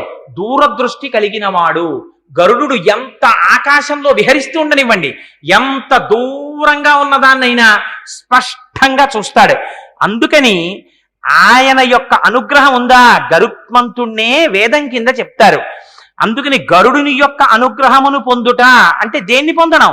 వేదములో యువతల ఉన్న ధర్మాన్ని తాను నిరంతరము పాటిస్తూ వేదము యొక్క ఉత్తర భాగమైనటువంటి ఉపనిషత్తుల చేత ప్రతిపాదింపబడినటువంటి జ్ఞానం ఏదైతే ఉందో ఆ జ్ఞానాన్ని తాను పొందగలగడం, ఆ జ్ఞానాన్ని తను తెలుసుకోవడం, ఇది గరుడాద్రిని అధిరోహించుట. గరుడాద్రి దాటితే దేనికి వెళ్ళాలి? అంజనాద్రికి వెళ్ళాలి. అంజనము అంటే ఏమిటి? ఇంతకు ముందు మీకు కనపడని వస్తువు కనపడేటట్టు చేసేదానికి అంజనం అని పేరు. ఆయన కళ్ళకి అంజనం పెట్టుకున్నాడు ఏంటంటే చీకట్లో చూస్తున్నాడంటారు. అంజనం పెట్టుకుంటే ఏమవుతుంది? ఎవ్వరికీ కనపడని వస్తువు మీకు కనపడుతుంది. ఇప్పుడు ఏమైంది? వేదములో ఉండేటటువంటి పూర్వభాగమైనటువంటి ధర్మమును కర్మమును మీరు ఆచరిస్తే, ఉత్తర భాగమైనటువంటి జ్ఞానమును అనుభవానికి తెచ్చుకుంటే, ఆ జ్ఞానమునందు ప్రవేశిస్తే, దాని చేత మీరు అది అనుష్ఠాన పర్యంతములోకి రావాలి. కాబట్టి నిరంతరము రక్షింపబడడానికి ఒక మంత్రాన్ని ఉపదేశం పొంది గాయత్రి వంటి మంత్రముల చేత నిరంతరము లోపల ఉండేటటువంటి ఆత్మదర్శన ప్రయత్నశీలుడైనటువంటి వ్యక్తి ఎవరుంటాడో అటువంటి వ్యక్తి గరుడాద్రిని అధిరోహించిన వాడు. ఇలాంటి గరుడాద్రిని అధిరోహిస్తే తర్వాత కొండ ఏది ఎక్కుతాడు? శేషాద్రిని ఎక్కుతాడు. శేషుడెవరు? నిరంతరం స్వామి దగ్గర ఉంటాడు, శేషమై ఉంటాడు. ఆయనకి ఏం కోరిక ఉండదు, ఆయనకి ఎప్పుడు భగవంతుణ్ణి వహించడమే. శేషుడు ఏం చేస్తాడు? పడుకుంటే స్వామివారికి పరుపు అయిపోతాడు, స్వామివారు కూర్చుంటే కుర్చీ అయిపోతాడు. ఎప్పుడు స్వామివారికి మారి మారి మారి మారి సేవ చేస్తాడు. ఆయన తల పెట్టుకుంటే తలగడ అయిపోతాడు. ఆయన అవతారం తీసుకుని వస్తే ఒకసారి త్రేతాయుగంలో లక్ష్మణుడు అయ్యొచ్చాడు బెంగెట్టుకున్నట్ట. అయ్యో నేను లక్ష్మణుడిని అయ్యొచ్చాను, పెద్దవాడిగా పాపం కష్టాలన్నీ పరమాత్మ పడ్డారు, ఈ మాట కష్టాలన్నీ నేను పడతాను, అందుకని నేను పెద్దవాడిగా పుడతానని బలమముగుల కలగ బలభద్రుడని లోక రమణుడగుట చేసి రాముడనియు సతికి పుట్టె గర్భ సంకర్షణంబున సంకర్షణుండనటి ఘనుడు సుతుడు. ఒకసారి బలరాముడిగా వచ్చాడు ఆయన. అందుకని ఎప్పుడూ పరమాత్మని విడిచిపెట్టకుండా ఆయన వెంట తిరిగి సేవ చేస్తుంటాడు. ఇదే పానీయంబులు త్రాగుచున్ పొడుచుచున్ భాషించుచున్ హాసలీలా నిద్రాదులు చేయుచున్ తిరుగుచున్ లక్షించుచున్ సంతత శ్రీనారాయణ పాదపద్మ యుగళీ చింతామృతాస్వాద సందానుండై మరచన్ సురారిసుతుడే తద్విశ్వముంధువర. ఏది చేస్తున్నా ఆ భగవంతుడి సేవగా చేస్తూ పొంగిపోతూ చేసిన వాడికి ఫలమునందు అపేక్ష ఉండదు. ఒకసారి సంకల్పం చేస్తాడు, సర్వేశ్వరుడికి నమస్కారం చేసుకుంటాడు, బయలుదేరుతాడు. ఫలితం వచ్చిందా సంతోషిస్తాడు, ఫలితం రాలేదా ఫలితం రాలేదని అనడు. మీరు అది జ్ఞాపకం పెట్టుకోవాలి. తండ్రి సుశిక్షితుడైన కుమారుడు అనుకోండి, చాలా ధర్మం తెలిసిన కొడుకుని ఈ పని నువ్వు చెయ్యకు అన్నాడు అనుకోండి, కుమారుడు అడగడు తండ్రిని, నాన్నగారు ఈ పని నన్ను ఎందుకు చెయ్యొద్దన్నారండి అనడు. ఏమో మా నాన్నగారు నన్ను ఈ పని చెయ్యొద్దు అన్నారు అంటే ఆ పని నేను చెయ్యడం చేత నాకేదో ప్రమాదం పొంచి ఉందన్నమాట, అందుకే నన్ను నాన్నగారు ఆ పని చెయ్యొద్దన్నుంటారు అని వెళ్ళిపోతాడు. పింకివాడైన కొడుకు ఏం చేస్తాడు, నాకు నాన్నగారు చేయనివ్వలేదు, అది చేయనివ్వలేదు అంటాడు. అందుకని కర్మము యొక్క ఫలితాన్ని సంగము లేకుండా త్యాగము చేసినటువంటి భక్తుడు ఏది రానివ్వండి, ఫలితము తను అనుకున్నది రానివ్వండి, రాకపోనివ్వండి, మనస్సునందు కుంది భగవంతుడి పాదములు విడిచిపెట్టడు. ఇక్కడే మీకు తేడా వచ్చేస్తుంది. కామ్యముతో భగవంతుని ఆరాధన చేసిన వాడు తన కోరిక తీరలేదా భగవంతుడికి దూరం అయిపోతాడు. ఎందుకంటే నా కోరిక తీరలేదు, నేను భగవంతుడి దగ్గరికి వెళ్ళేది, అధిక్షేపిస్తాడు. భగవంతుని యందు మనస్సు నిమగ్నమై ఉందనుకోండి, ఒకవేళ నిజంగా వాడి కోరిక తీరకపోయినా కోరిక తీరకపోవడంలో భగవంతుణ్ణి చూసుకుని ఆనందిస్తాడు. తుకారాం గారికి గయ్యాళి భార్య వచ్చింది. పరమాత్మ ఎంత అదృష్టవంతున్నాయా, గయ్యాళి భార్యని ఇచ్చావు, అందుకని నాకు సంసారం మీద మోహం లేకుండా పోయిందన్నారు. తప్ప నాకు ఇంత గయ్యాళి భార్యని ఇచ్చావు, జీవితంలో సుఖశాంతులు లేకుండా చేసేసావు తండ్రి అని అనలేదు. తులసీదాసు గారికి భార్య లోయి ఒక్క మాటతో జ్ఞానాన్ని ఇచ్చింది. అంత గొప్ప భార్యనిచ్చావు తండ్రి, దానివల్ల నేను రామచంద్రమూర్తికి భక్తుడయ్యానన్నారు. నిన్ను సేవింపక నాపదల్పడమని, నిత్యోత్సవం పబ్బని, జనమాతృండనని, సంసార మోహంబు పైకొనని, జ్ఞానము కల్గని, గ్రహగతుల్ కుందింపని, మేలు వచ్చిన రాణి అవి నాకు భూషణములే.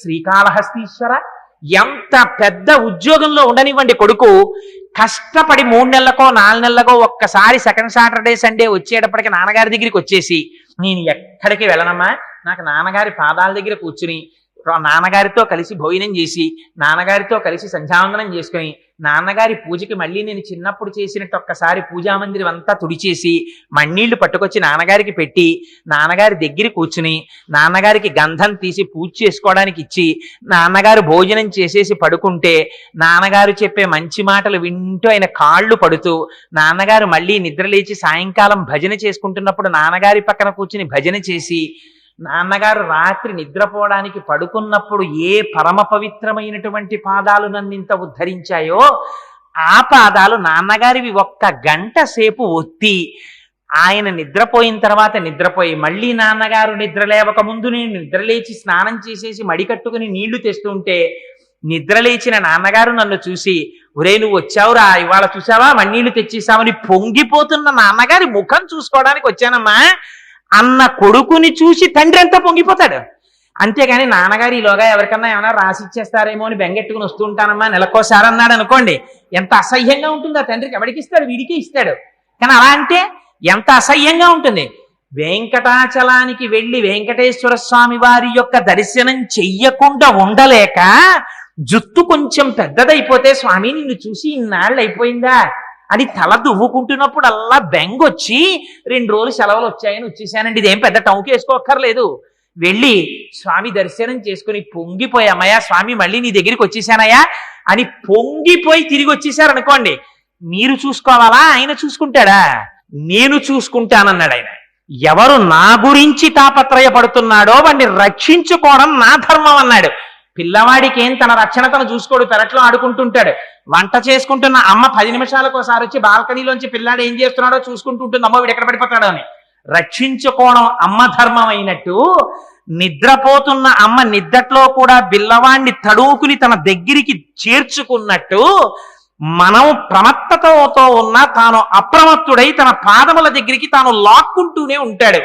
ఇది దర్శనం. అందుకని పుణ్యాపుణ్యములను లేకపోతే ఫలితాన్ని అపేక్షించకుండా కేవలం భగవత్ప్రీతి కొరకు కర్మాచరణం అనేటటువంటి స్థాయిని మీకు ఇవ్వగలిగినటువంటిది వెంకటాద్రి. ఇప్పుడు ఏమైంది?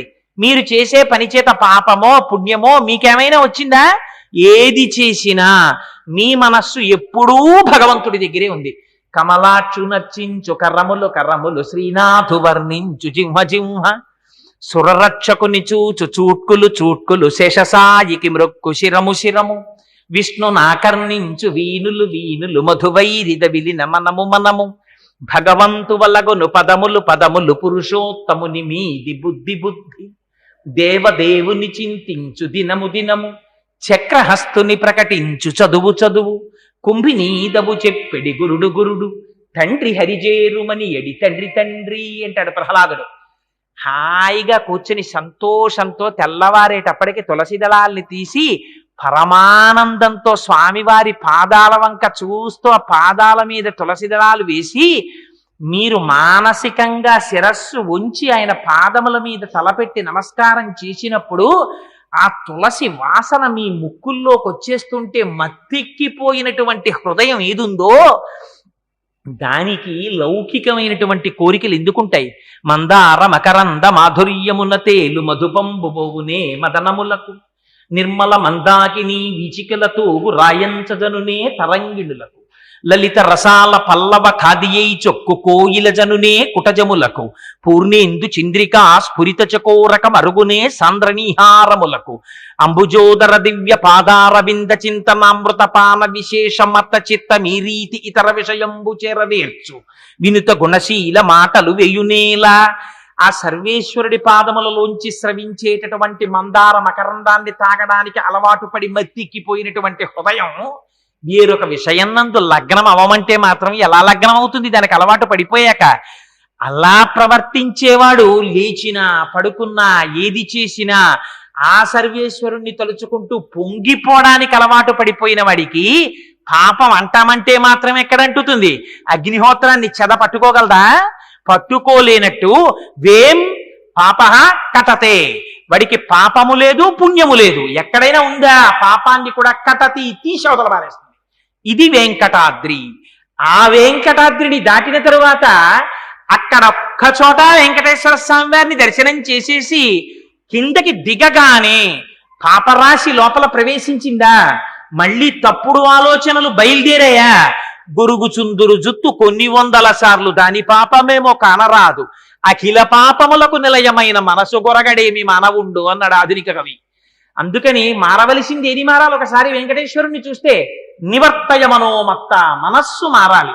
అది మారకపోతే అందుకనంటారు శంకరాచార్యులు వారు, నరత్వం దేవత్వం నగమన మృగత్వం వశకత పశుత్వం కీటత్వం భవతు విహగత్వారి జననం సదాత్వ పాదాబ్జ స్మరణ పరమానందలహరి విహారాసక్తం చేద్రూదయ విహకింతేన వపుష. ఆ భక్తిని పొంది వచ్చాడా?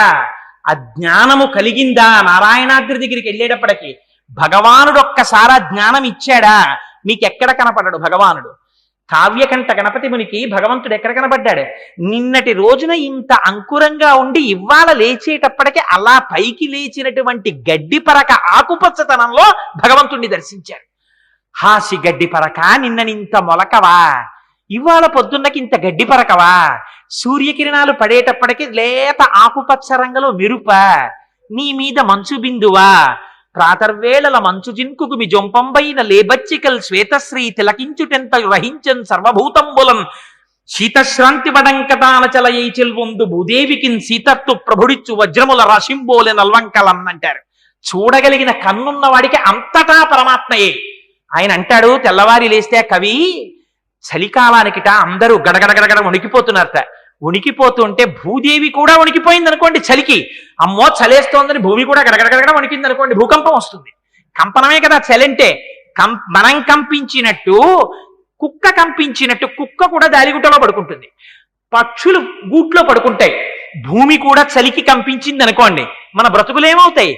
అందుకనిట సీతత్వ ప్రభుడిచ్చు, ఆ శీతాకాలానికి అధిపతి అయిన పరమాత్మ ఉన్నాడే, ఆయన చూశాట, ఓహో నువ్వు మాత్రం వనకకుండా వీళ్ళందరినీ రక్షించడానికి నా భార్యవి కదా భూదేవివి, రక్షించడానికి నువ్వు వనకకుండా చలిని తట్టుకున్నావా? చూడు, నువ్వింత గొప్పగా తల్లివై బిడ్డల్ని కాపాడినందుకు నీకు ఏం వరమిస్తున్నానో తెలుసా? కానుకిస్తున్నాను తీసుకో అని భూకాంతకి చుట్టూ వజ్రముల రాసులు పోసేసేట. ఏమిటిటా రాసులు? పచ్చగడ్ల మీద పడినటువంటి చిన్న చిన్న మంచునీటి బిందువులు సూర్యకిరణాలకి ప్రకాశిస్తే సీతత్తు ప్రభుడిచ్చు వజ్రముల రాశింబోలె నల్వంకలన్, భూకాంతకి పరమాత్మ ఇచ్చిన వజ్రాల రాసుల బహుమానాల్లా ఉన్నాయిట. చూడగలిగిన కన్నున్న వాడికి ఎక్కడ పరమాత్మ లేడు. నమచ్చోరాయిచ శిష్ప్యాయిచ భీన్యాయిచ సికత్యాయిచ ప్రవాహ్యాయిచ, అంతటా పరమాత్మయే. ఈ పరమాత్మ దర్శనం అలవాటైపోయింది అనుకోండి, వాడికి ఏమొస్తుంది? త్రేణుకు వస్తుంది. ఆనందం ఆనందం ఆనందం అర్ణవమైపోయి ఎక్కడ చూసినా ఆనందమే, ఎక్కడ చూసినా ఆనందమే. ఒక కాయ కోస్తే అందులో పురుగు కనపడింది అనుకోండి, ఆనందం. తులసీదాసు గారు ఎంత పొంగిపోయారండి, ఏమి భక్తి భావన. తులసీదాసు గారు రామాయణం రాసుకుంటున్నారు. హనుమ వచ్చి ఏం రాశావన్నారు? అశోకవనంలో పువ్వులన్నీ తెల్లగా పుష్పించున్నాయన్నారు. నీ మొహం ఎర్రగా ఉన్నాయన్నారు హనుమ. అంటే కాదు స్వామి, నేను మానసికంగా దర్శనం చేశాను, అశోకవనంలో చెట్లకి తెల్లటి పువ్వులు ఉన్నాయన్నారు తులసీదాస్ గారు. కాదు, పువ్వులన్నీ ఎరుపు అన్నారు హనుమ. అంటే నేనా సుందరకాండలో వెళ్ళి చూసిచ్చిన వాడివి నువ్వా? నేను చెప్పినట్టు రాయి, పువ్వులు ఎరుపని మార్చన్నారు. అంటే తులసీదాస్ గారు, అమ్మ బాబోయ్, ఇంతో మనం ఎక్కడ వాదిస్తాం, ప్రత్యక్ష సాక్షినంటాడు అని రామచంద్రమూర్తిని ధ్యానం చేశారు. రామచంద్రమూర్తి ప్రత్యక్షమయ్యారు. హనుమ, ఏమిటి నీ ఎల్లరన్నారు. స్వామి, అశోకవనంలో పువ్వులు తెల్లగా ఉన్నాయని రామాయణం రాస్తున్నాడు తులసీదాసు, నేను చూసినప్పుడు ఎర్రగా ఉన్నాయి పువ్వులన్నీ అన్నారు. స్వామి అన్నారు, అలా అనకు, ఆ ఋతువులో అప్పుడు పూసిన పువ్వులు తెలిపే, నీకెందుకు ఎర్రగా కనపడ్డాయో తెలుసా? ఆ చెట్టు మీద కూర్చుని కిందకి చూసావు మీ అమ్మని, క్షితిక్షమా పుష్కర సన్నిభాక్షి యరక్షిత రఘవ లక్ష్మణాభ్యాం సారాక్షసీభి వికృతేక్షణాభి సంరక్షిత సంప్రతి వృక్షమూలే. మా అయ్య రామచంద్రమూర్తి భార్య రాక్షసల కాంతల చేత పరివేష్టింపబడి ఒక చెట్టు కింద ఒక్క పట్టుబట్ట కట్టుకుని ఇలా ఉండిపోవడం ఆ 10 నెలల నుంచి, అది కోపంతో చూశావు. నీ కన్నులు ఎరిపెక్కి తెల్లటి పూలు ఎర్రగా నీ కనబడ్డాయి హనుమ, పువ్వులు తెలిపేలా రాయని అన్నారు.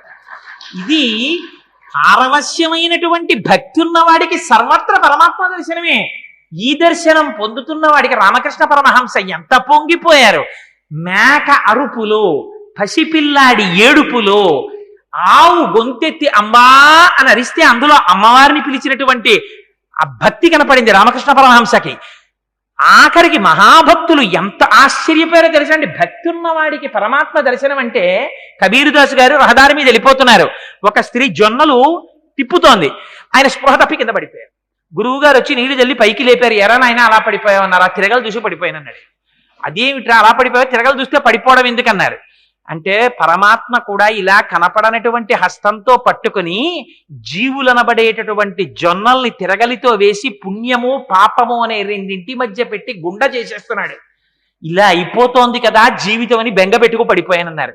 గురువులు ఎంత గొప్పవారో చూడండి. దర్శనం అంటే అలా ఉంటుంది, మహాత్ముల దర్శనం. ఓయ్ పిచ్చాడా, తిరగలిలో పడ్డ జొన్నలు అన్నీ పిండైపోతున్నాయి, కానీ ఏది తిప్పుతోందో దాని చుట్టూ చేరిన జొన్నలు మాత్రం పిండవట్లేదు, చూసుకో అన్నారు.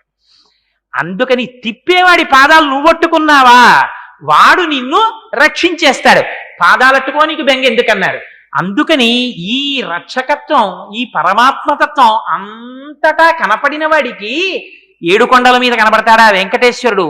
ఇక్కడే కనపడతాడు, అక్కడా కనపడతాడు, ఎక్కడా కనపడతాడు. ఇది జ్ఞానాద్రి.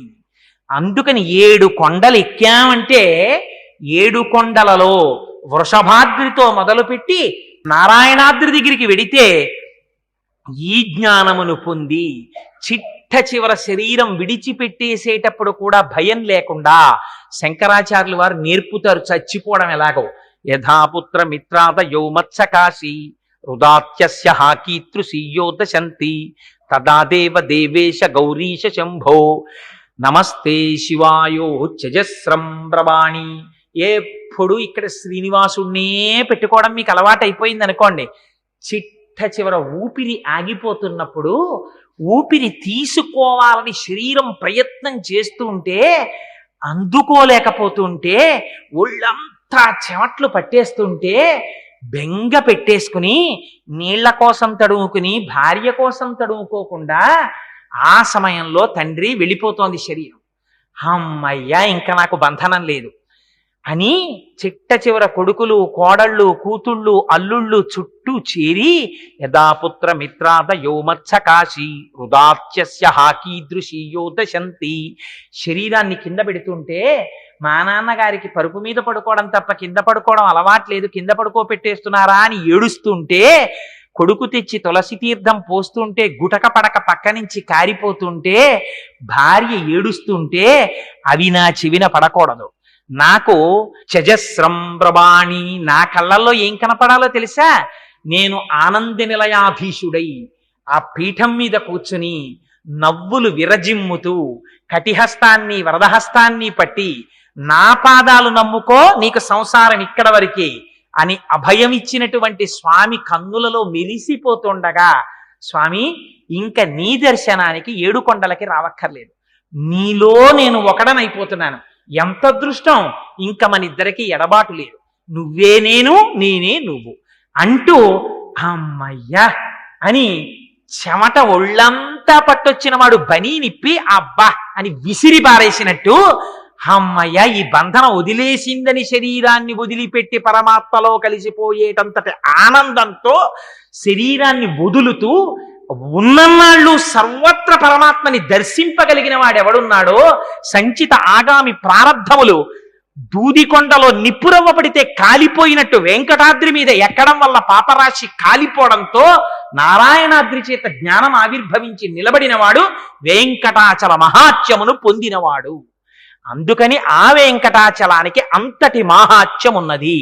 రేపటి రోజున ఆ కొండ మీద ఉండేటటువంటి విశేషాలు, అక్కడ ఉండేటటువంటి తీర్థాల విశేషాలు, ఎందుకు ఏ ఏ తీర్థంలో ఏ స్నానం చేస్తారు, ఈ విషయాల్ని మీకు వివరణ చేస్తాను. అయితే వెంకటేశ్వరుడి అనుగ్రహం ఎలా వస్తుందో తెలుసా అండి? ప్రసాద రూపంలో వస్తుంది. అందుకే మీరు వెంకటాచలం వెడితే తప్పకుండా ఏది తీసుకుంటారు? ప్రసాదం తీసుకుంటారు. ఇంటికి తెచ్చి కూడా ప్రసాదం అందరికీ పెడతారు. ఇక్కడ వెంకటాచల వైభవం జరుగుతోందని పరమేశ్వరుడికి నివేదన చేయబడినటువంటి పరమ పవిత్రమైన ప్రసాదాన్ని బయట ఏర్పాటు చేశారు. ఇది సర్వేశ్వరుడు పులకించి మాకిచ్చిన అనుగ్రహం.